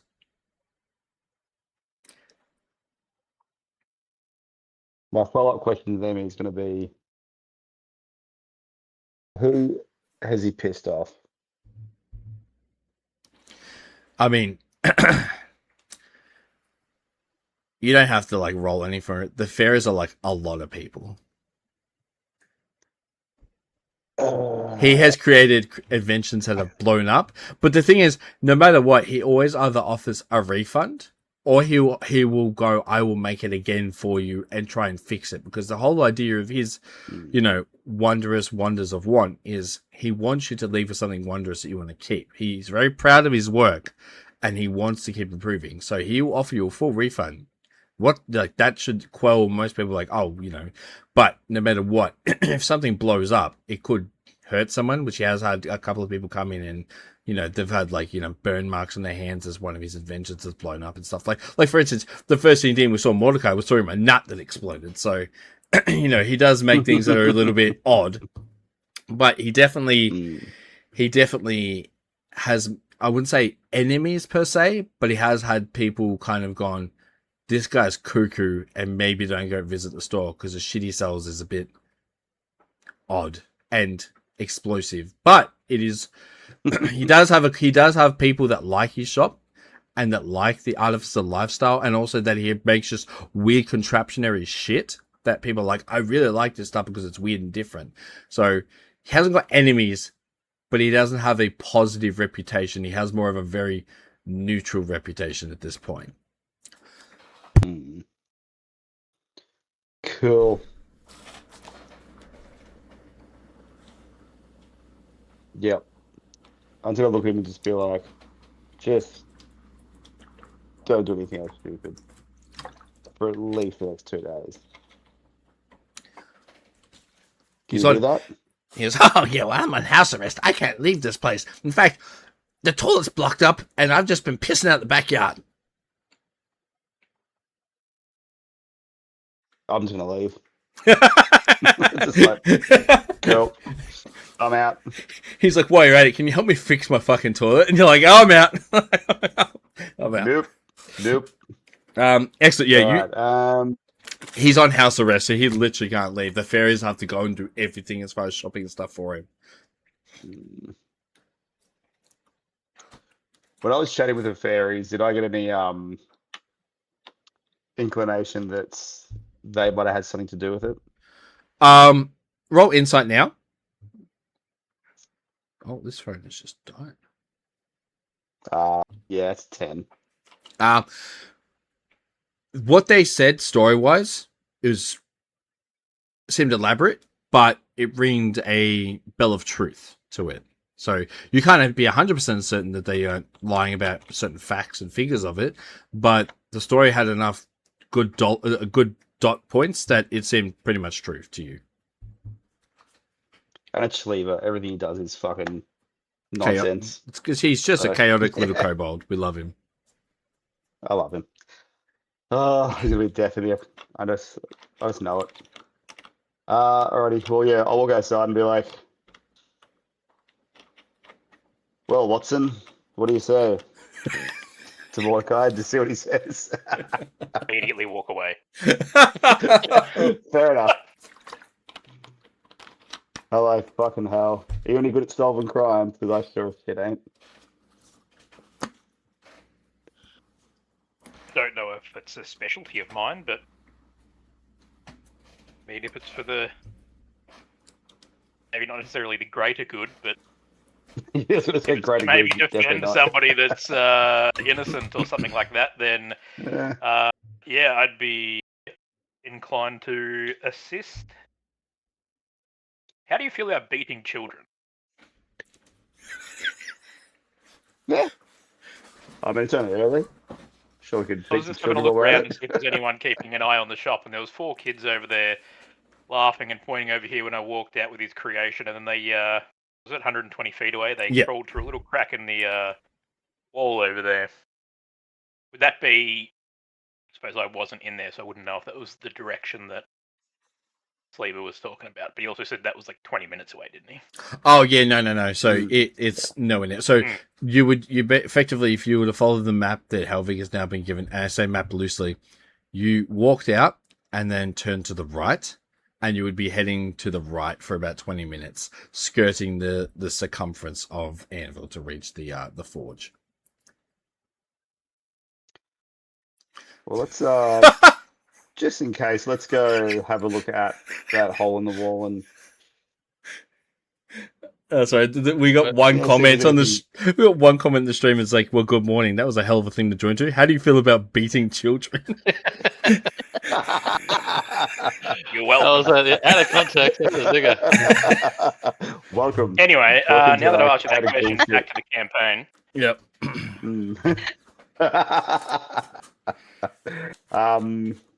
Yeah, I'm gonna wander Yes, over I to guess that you'll hole give me in the wall and- TLDR version of what he's told you, I guess. Yep. Yep. So yep. So cool. Yep. I'm gonna look at that hole in the wall. Do I have what is anything explosive I can just throw down there? I mean, to fuck with the kids. the sticks of dynamite are like ramshackably tied to that shovel we have, so you could safely dismantle parts of them. I don't know if I want to explode a child just this early on in the campaign. I mean, Poor streamer. This poor maybe viewer. not yet anyway. One poor viewer. Yeah. I mean, I know I'm only new to the group, but do you normally make these kind of decisions on where to progress next together, or do we normally split up and go and do our own things? Yeah. First time we've really split Yes. up this much. Yeah, I was going to say we haven't First- really split up too much. Usually for like 20 minutes at a time, but we're generally one big group. Yeah. this Or is an a- this is a overnight first for walk. us. Yeah. Well, I guess Yes. from my character's background and being used to like be part of a close knit unit, I would probably suggest that maybe we should try and meet up with some of the others and I guess obsess and go from there. But that would be my 2 cents worth. Well, I want to quickly check out this hole where the kids run down. I'm going to send my cat that I keep getting about down the hole to go check them out. Big's in the and hole. see what Kitty can see. Yeah, beautiful. And once again, you can see through his eyes. So he or she, sorry. Yeah. That's a skeleton cat. Doesn't really matter. Yeah. Yeah. So you walk over to the outer wall of Anvil, and it is like the outer wall. Like it is on the other side of it, incredibly thick, and would lead you to outside of the actual capital. Would be to the plains on Yeah, the okay. outside. So you get over there, and Mordecai's eagle eyes were correct, and he sees a fairly large, definitely on purpose, broken hole in this wall. They crawled to get into it, and you too, I would say more likely Helvig, you could squeeze barely into it. Mordecai, you were a bit broader shouldered. You could not. But you Could can I send see if I was to look through there? I- Could I see out the other side? No, pure darkness. Just For yeah, like that's what I'm for gunning like for. like past 60 feet, like it is. Ah, it is- never mind then. Yeah. So you can definitely send the cat I'll in just if you'd send the like. cat down there for a bit. Yeah. Yep. Um, What's my range on that as well? if we treat it the same as the zombies, it's like 250 feet. Yeah. All right. I'll send it in like just maybe like 200 feet. Yep. Well, just until it sees any Something. movement. Yep. Yeah, something. So Yep. I guess how thick are the walls as well? Are they quite? So quite when you thick, or- so outwards, it's the same. It's like a not quite a triangular formation. It's got that low overhanging head, so it's that kind of crumpled oval shape to it, and it is fairly wide, but it's only wide enough for someone of like short or small stature to get in. Anyway, it's obviously designed for smaller people, skinnier people, and obviously to try and keep what you would classify as an adult out. The cat goes in. Where's Ulxirion when we need him? It's true. Maybe having a freak out. being traumatized. Yeah, too, I love that too busy. all of you have Too gone busy in. coming down from the brown acid. Yeah, it's it. All of you are doing things that are the opposite of your characters. So you can roll perception for your cat for me real quick. We're just using my perception. I can't remember. Yeah, Yeah. All right. Cool. it's fine. It's fine. 19. Yeah, beautiful. The cat gets about 120, 130 feet into this protrusion in the wall. It goes for quite some time, so it does, as it further gets in, start to narrow in a bit as well. And once it starts to narrow in a bit, you can see this is the point where it's like, oh, I see that this has been at least dug or carved so that an adult might go, oh, I can make it through this hole if I wanted to, but then realize like halfway through that they're stuck and they would need to somehow back out. And it's claustrophobia that might kick in, and the kids are like, yep, we got him, and then start, doing stuff. So cat makes it in perfectly fine. Cat makes it all the way to where the hole is now behind it, and it is in what looks to be inside the wall. So this stone wall that makes up, like I said, the surroundings of Anvil, makes the surroundings of this capital, is huge granite stone that has been picked up and carved into large brick-like formations stacked on top of each other to make the wall. This inside community has been created. Sorry, I just muted thing. This inside community has been created inside of this wall itself and has been hollowed out. And you can see what looks to be almost a small civilization of children running and teenagers running amongst these barricading woodworks and timber pylons and ramshackled like ladders going to and fro and interlocking together to make these kind of like almost like stable carts and everything that are going across the roofs. And it's a small community that has been created to house what looks to be, you would essentially say, thieves, brigands, or just the young at heart that may be either orphans or they might be strays or vagabonds, and this is their little safe hold that they have created. And it goes for ages. Like the cat can see all these kind of interlocking wooden beams and stuff go for quite some time, and then the cat's like, cool, if I go any further I'll be outside the range of your control, and all of a sudden the cat will just go feral, go wild, so you might not get it back. But you've got the gist now of what is inside of this portion of the wall. Maybe the whole wall, maybe just this part, but you can definitely see there is a community in here. And if you were to take note, there's about 30 people running around, and no one has noticed the cat yet, though. Cool. All right, I'll call the cat back. Yep. And I'll just go to Mordecai. It's fine. It's just the Lost Boys. Anyway, and I'm gonna go start walking towards where this black stone forge is. What's the Lost Boys? Peter Pan, From Peter Pan. Haven. I've never seen it. You've never seen any Peter Unconceivable. Pan, not even Hook. No. Oh my god, Fuck. you haven't lived. No way. I'm with you. I'm with you, Dave. I haven't seen them either. Yeah, hell yeah, wrong there we go. It's amazing. wrong with you? It's amazing. I just thought he was the pedophile one, so. Aisha. Jesus Christ. From beating And we're children banned. to pedophiles. Welcome to the stream at 10:30 a.m. 10:30 p.m. on AEST, where we talk about Peter Pan being a pedophile and beating children. Welcome. So let's continue. I had to bite my tongue so many times, so I was just like, nope, that'll get us banned. That'll get us Nope. banned. Nope. That'll get me kicked out of the Leave group. them out. Nah, Leave nah. them out. Love it. Anyway, so I am 5:30 so a.m. for anyway, some. Mordecai. There you go.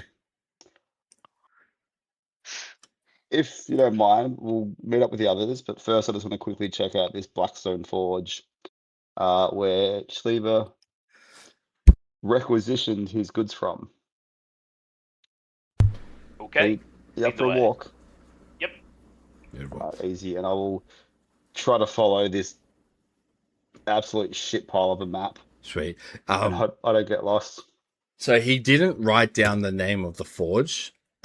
You got it from the ferry, so you obviously know the name of it. Without having acquired the name, all you got was the X, the dots leading to two squares, and then just a dwarven man's really haphazardly drawn with like a skull and then a beard and then earrings, and that's all you got. So he without asking, you would have been like, I have no clue what this means. Like, it's just a child's drawing would have been I've been better. looking at this amazing gun that he made me and looked at that and being like, this thing's gonna blow up in my hand, isn't it?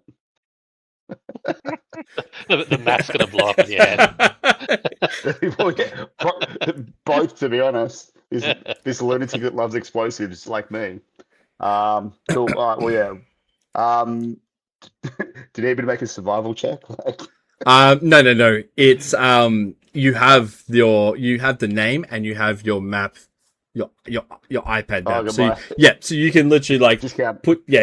You can put the name in. iPad. Yeah, discount iPad, and you can put it in there and be like, oh, Yep. cool, sweet. So without the name, you would have been like, okay, forge, and it would have been like, there is 18 forges. You're like, ah, shit, So yeah, it is. It's a 15 to 20-minute walk. 15 if you do a brisk walk, 20 if you take your time, and you get to where there are two forges next to each other. One is the Dwarven's Forge, which is the one that has the access to the mine, and then the one next to it, well, you're not sure, but they are two rival forges that are trying to outdo each other, obviously being parked right next to each other. The Blackstone Forge is the one run by the dwarf. The one next to it is called Always Rings True, and it's a blacksmith that has everything held inside. So the Blackstone Forge, the dwarf acts and works outside because the heat basically can escape out of the forge into the open air. Everything can be seen and forged outside. He's very proud to show his wares. He wants people to see it. But the one inside is completely different. It's an encapsulated house, it's a business, but you have to enter into the house, the business, the room, to see who or what's being forged in there. It's a much more secretive, professional looking one rather than the stereotypical dwarf who's basically in a tank top with goggles on his head, just going ham on this bit of obsidian because he's obviously used to rare and different ores, and he's the one who's I want to make something valuable out of this. All right, well, I'll go into the Always Rings True. Yep. Just enter in and see what I say. Yeah, sweet. Mordecai, do you follow or do you want to wait outside or do something else? I'll join. Yeah, sweet. You get inside, and it is littered with weapons, and I mean absolutely littered with them, from the walls being covered from the minute you walk in to the roof being full of shields, like a phalanx position, just like one after the other, all the way along the roof. And then you realize that the floor you're walking when you walk in is made of shields also.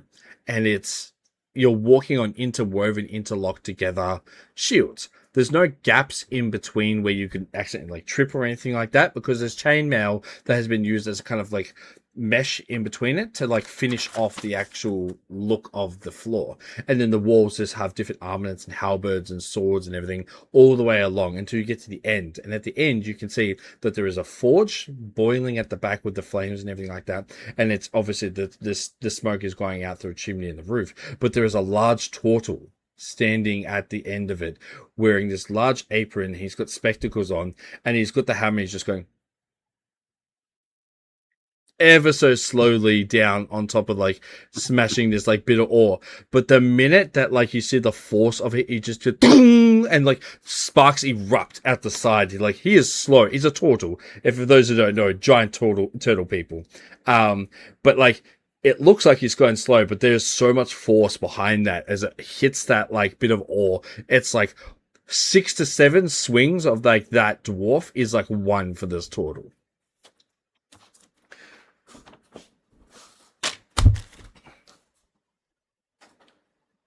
That's a lot of weapons. He hears you come in, looks up to you. He's like, head goes slowly as like the hammer comes down. He goes, and same thing, the hammer comes down, just boom, and like the sparks just shower to the left and right. And then you look at the left and right, you see that the walls have just been blackened by like different blast explosions and different showers of sparks hitting it and everything like that. And so this anvil is directly in the middle behind what looks to be a bench top. So obviously he serves on the bench and stuff, but behind it there's a lift up flap so he can get back and forth between it. But yeah, he is just like, it is centered behind him, and you can see there's this a plethora of different ores lined up in different piles and everything like ready to go. And he's just waving to you slowly, but he's not stopping what he's doing. He's like, he's multitasking at once. I'm gonna walk up to him and be like, some very finely crafted weaponry. Amazing work. Yes. Make good weapon. He like gets the hammer and slowly puts the hammer down slowly, and like seems like just go like brush the hands off him onto his like apron as well, and just goes and twists to try and like crack his back, and realize he can get like that, and that's it, because he has a giant turtle shell on the back of it, so he can't actually like do anything like that. And then he just like kind of like takes the glasses off. Wish to buy weapon? I just reach my hand out and just be Detective Inspector Helvig. Nice to meet you. Can you roll deception, but can you do it with advantage? Because he does not know you yet, so he will probably wholeheartedly believe that is your name. Yeah. Let's hope I roll better than 9. 18. Yep. So what was it? Detective Inspector Helvig? Yep, I am. I'm pretty sure I can get arrested for this. Yeah, I'm impersonating a police officer. Hey, private The eye. status keeps getting better. You're Private eye. Well, Detective Inspector. That's all good. You're just like, how many more monikers can I give myself? Well, not Bong, so He just goes. He's catching you. You're catching up. He goes, Yeah. Officer, my name is Yoppo. So it's just YAPPO. I was like YOPPO, Yoppo. And he, Yobbo. Yobbo. He is the turtle Yobbo. who runs. Hey, go, mate. Hey, go, mate. He is the turtle that runs the Always Rings True Forge. He is and I will get probably Mordekai and you to roll a perception check, simply for the reasons of seeing how his kind of craft looks. 20. Beautiful. And 25. Are you rolling? That's 20. Natural 20 for Hell 25. Oh, yeah. You see an imperfection, you're like, this is shit. Be like, your work sucks. Both of you notice that everything has been. He has a lot of armor. Like the weapons he's building are very heavy, very thick. He doesn't make a lot of small daggers or short swords, anything of small make. Everything he has crafted is enormous, either to be used by orcs, dragonborns that are tall, warforged, anything that, or Goliath, anyone that like is of large stature. He looks like this is the guy who makes this type of armor for those people. He still has smaller stuff, but he uses obviously thick iron, like moonlight iron, which is like it's ore that is harvested when it's under direct moonlight under like I think it's like 5 years, and if it's under direct moonlight for 5 years, the density increases like tenfold, but it becomes harder and stronger. So utilizing it as a weapon is better because when you're hitting someone, you're hitting them with like just brute force as well as slashing them, but it weighs a ton. So even the long swords that you see, like for instance, Helvig and maybe Mordekai might struggle. Like, if you were to pick it up, you'd be like, "Oh yes," and it just falls to the ground, like my headset. I would know this. Well, Helvig would know this, but I sure as shit can't remember. Bong, what kind of weapon do you use again? Because I really want to buy you a present now. I mean, it's in the name. I know, but like, The do you 6 foot do long anything glass except bong. Bong? Just Bong So, just hitting me with Bong's Bong's- cool. Damn it. So like the description is like whenever Bong goes into a rage, he has this rod which he shoves into the bottom of the bongos, and like the bongos then change into like solid granite, and he basically is just smashing that's them right. around Yep. with his bongos. So like he hasn't had any experience whatsoever. In fact, even that's just like an instinctual reaction rather than I guess proper training or Yeah. anything. So he's proficient with nothing. And what's his name going to teach you as well? Because I can't remember what that Great was. swords. Yeah, which is Great swords. And I yeah. would have overheard that. So maybe Yes, yeah. Everyone's well aware that like he always has a great sword on him. So when he goes, "You'd be proficient in a weapon," you're like, "Oh, 2 and 2 together.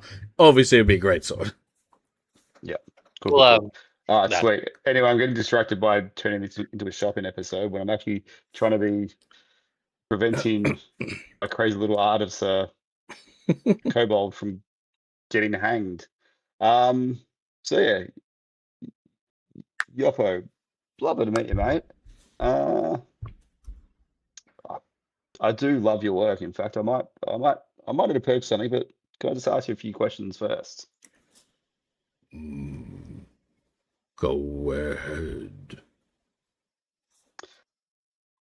Well, I noticed you're next door to the Blackstone Forge. Do you guys get along well, being so close to each other? We're okay. Talking terms. Do I pick up that that's like bit of animosity? You could roll insight with advantage because once again, like turtles, in their natures, aren't good at lying. Yeah, okay, cool. Well, that's crap. That was a 7. There you go, 17. Yeah. So because they take such a long time to say things, they choose their words very carefully, and so once again, it's hard for them to lie because they're like, I don't want to have to repeat what I just said again. So, Yeah.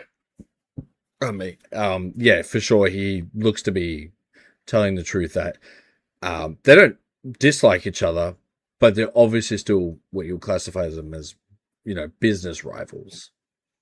So they will talk to each other, they will look at each other, and they'll wave and stuff. But like when it comes to a customer coming, they will throw hands down to get that customer to come into their shop rather than each other's. Yeah, okay. That's a DL one. Yeah. Now, did you hear about the robbery that happened there recently? The small one. What do you mean by the small one? Sleeba stole ore from next door. Oh, did you see that? Me, no, I at home, asleep in bed. Well, then how do you know it was Sleeba? The guards came and asked us about what it was that happened and gave us his name. And did the guards tell you that it was Sleeba? They did.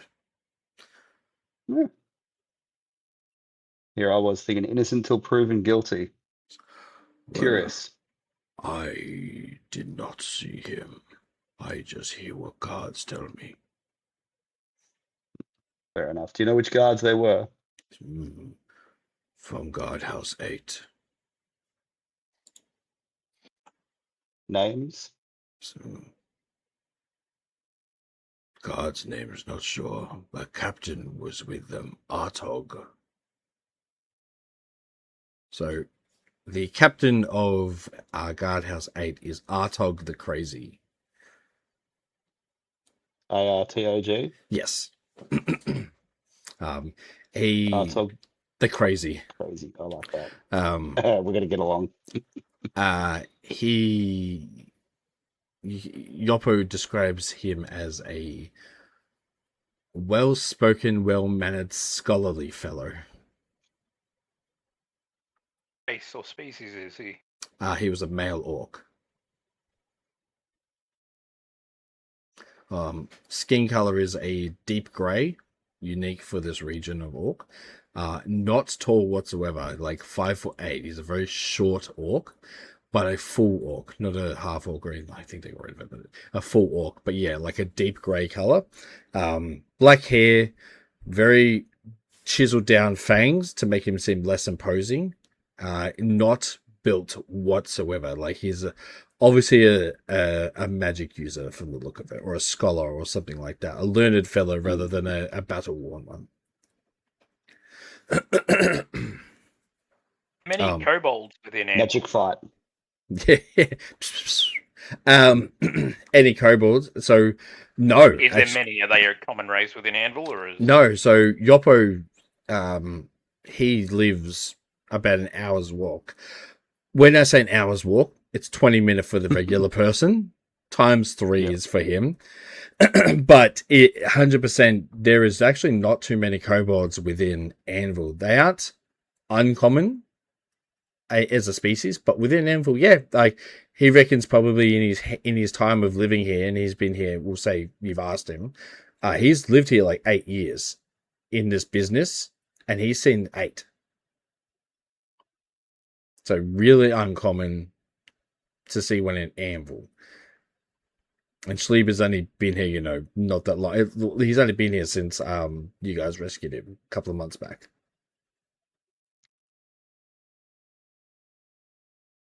We say a couple of months because time got fucked up when you were in the Crooked Moon Forest, because no one has asked yet. Do you want to know how much time passed while you were away? I've wrote it down. 2.5 months. 2.5 months. I feel like we did. 2.5 months. I know. I feel like we did. Well, I know Amelia told us we were gone for a little bit of time, but I don't know if we got the grand. So Yeah, every 12 hours you were gone, a week passed. Woof. That's right. Yeah. Yep. That's fine. And so you were Just in like there Mr. Seller. for multiple days. Yeah.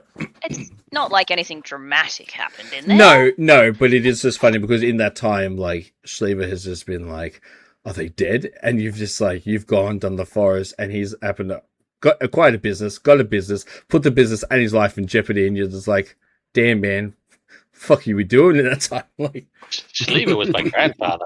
Yeah. But it's Don't kobolds live for like a week? yeah. But Or is that just because they're accident prone? yeah, they're just sporadic little thieves that like to get into trouble. But he definitely it's definitely, you are correct in asking that kobolds aren't common in any way, shape, or form. There are during the because they aren't native to the Fae, so Anvil is more in tuned with finding Yuan-Tis and creatures of like Tabaxis and Warforged, and anything that's an uncommon species in general prime is way more common in the Fae.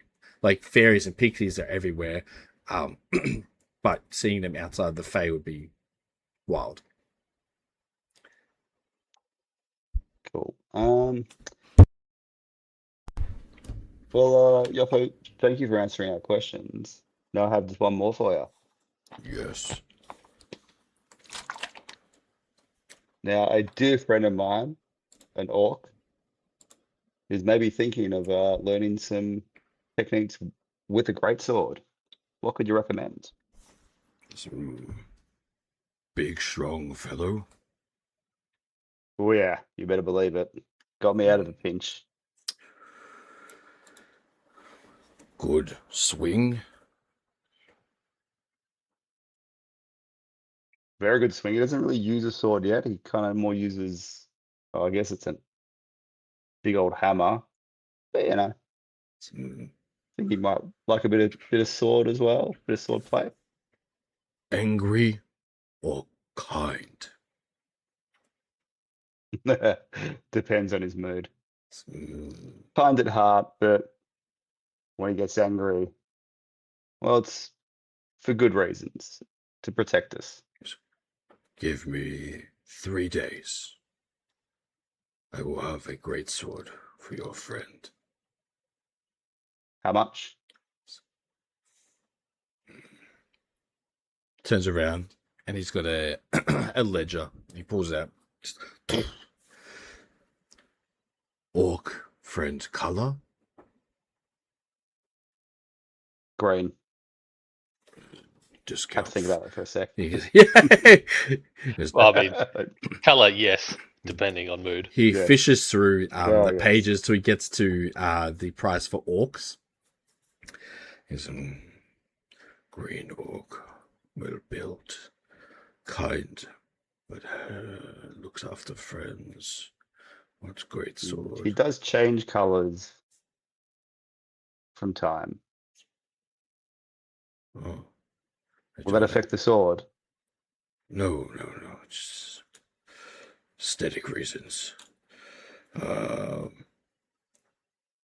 3 days preparation or building materials, labor, 120 lure. I will drop 120 lure on him right now. What a sweetheart. All right. Things I do for my bong. As you hand over the 120 luro, and you mention things I do for Bong, we now pass to Bong. I was going to say, here's the segue. As you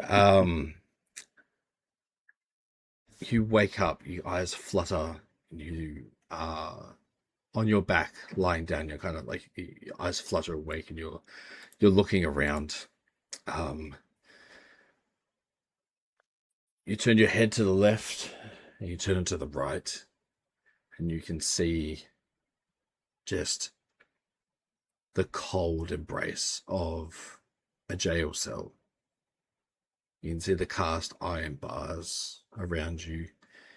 You look to you kind of lift your head up a bit to see down to your chest. Your hands and your legs are tied and bound to a table.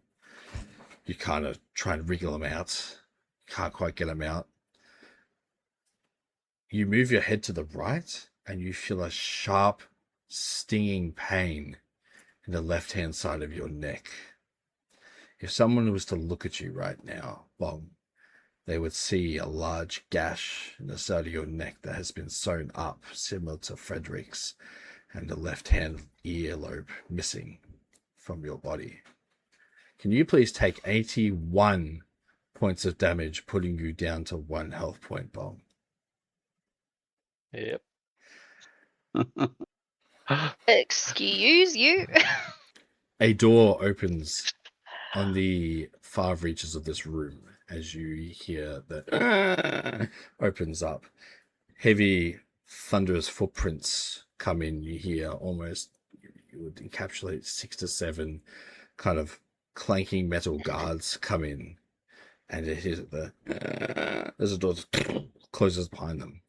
The sunlight obviously protruding through this door, illuminating the room for a matter of 30 to 40 seconds as you hear these people walk in.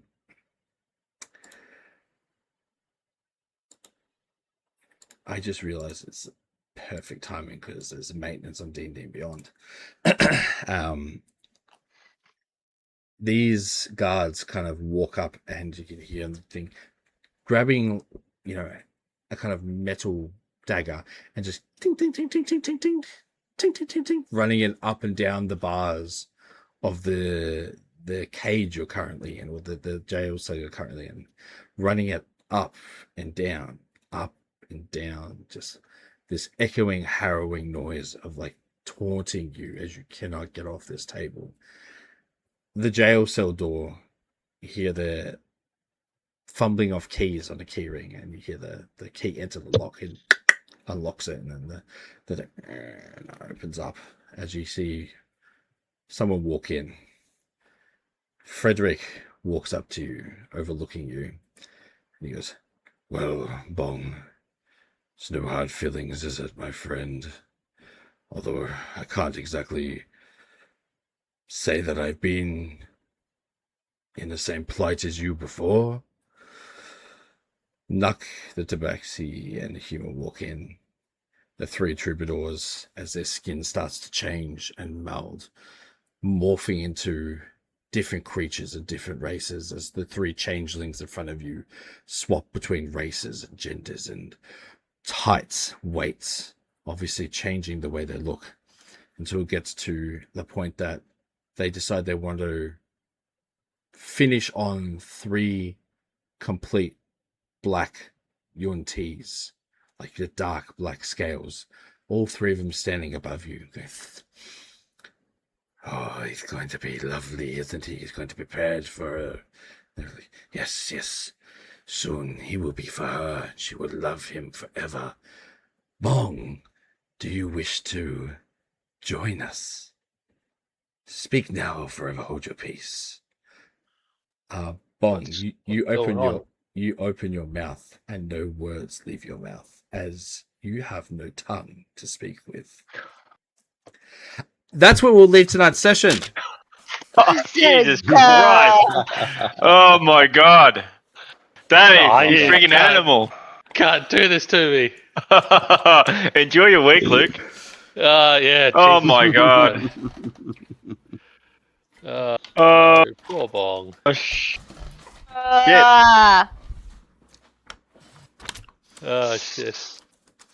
You'll be right. The spare parts be fine. 1 fucking HP. I'm no glad tongue. you just bought a sword for a character that. Might be dead. Well, yeah, if I got to turn him into a zombie, I'll just like strap the sword to his fist. You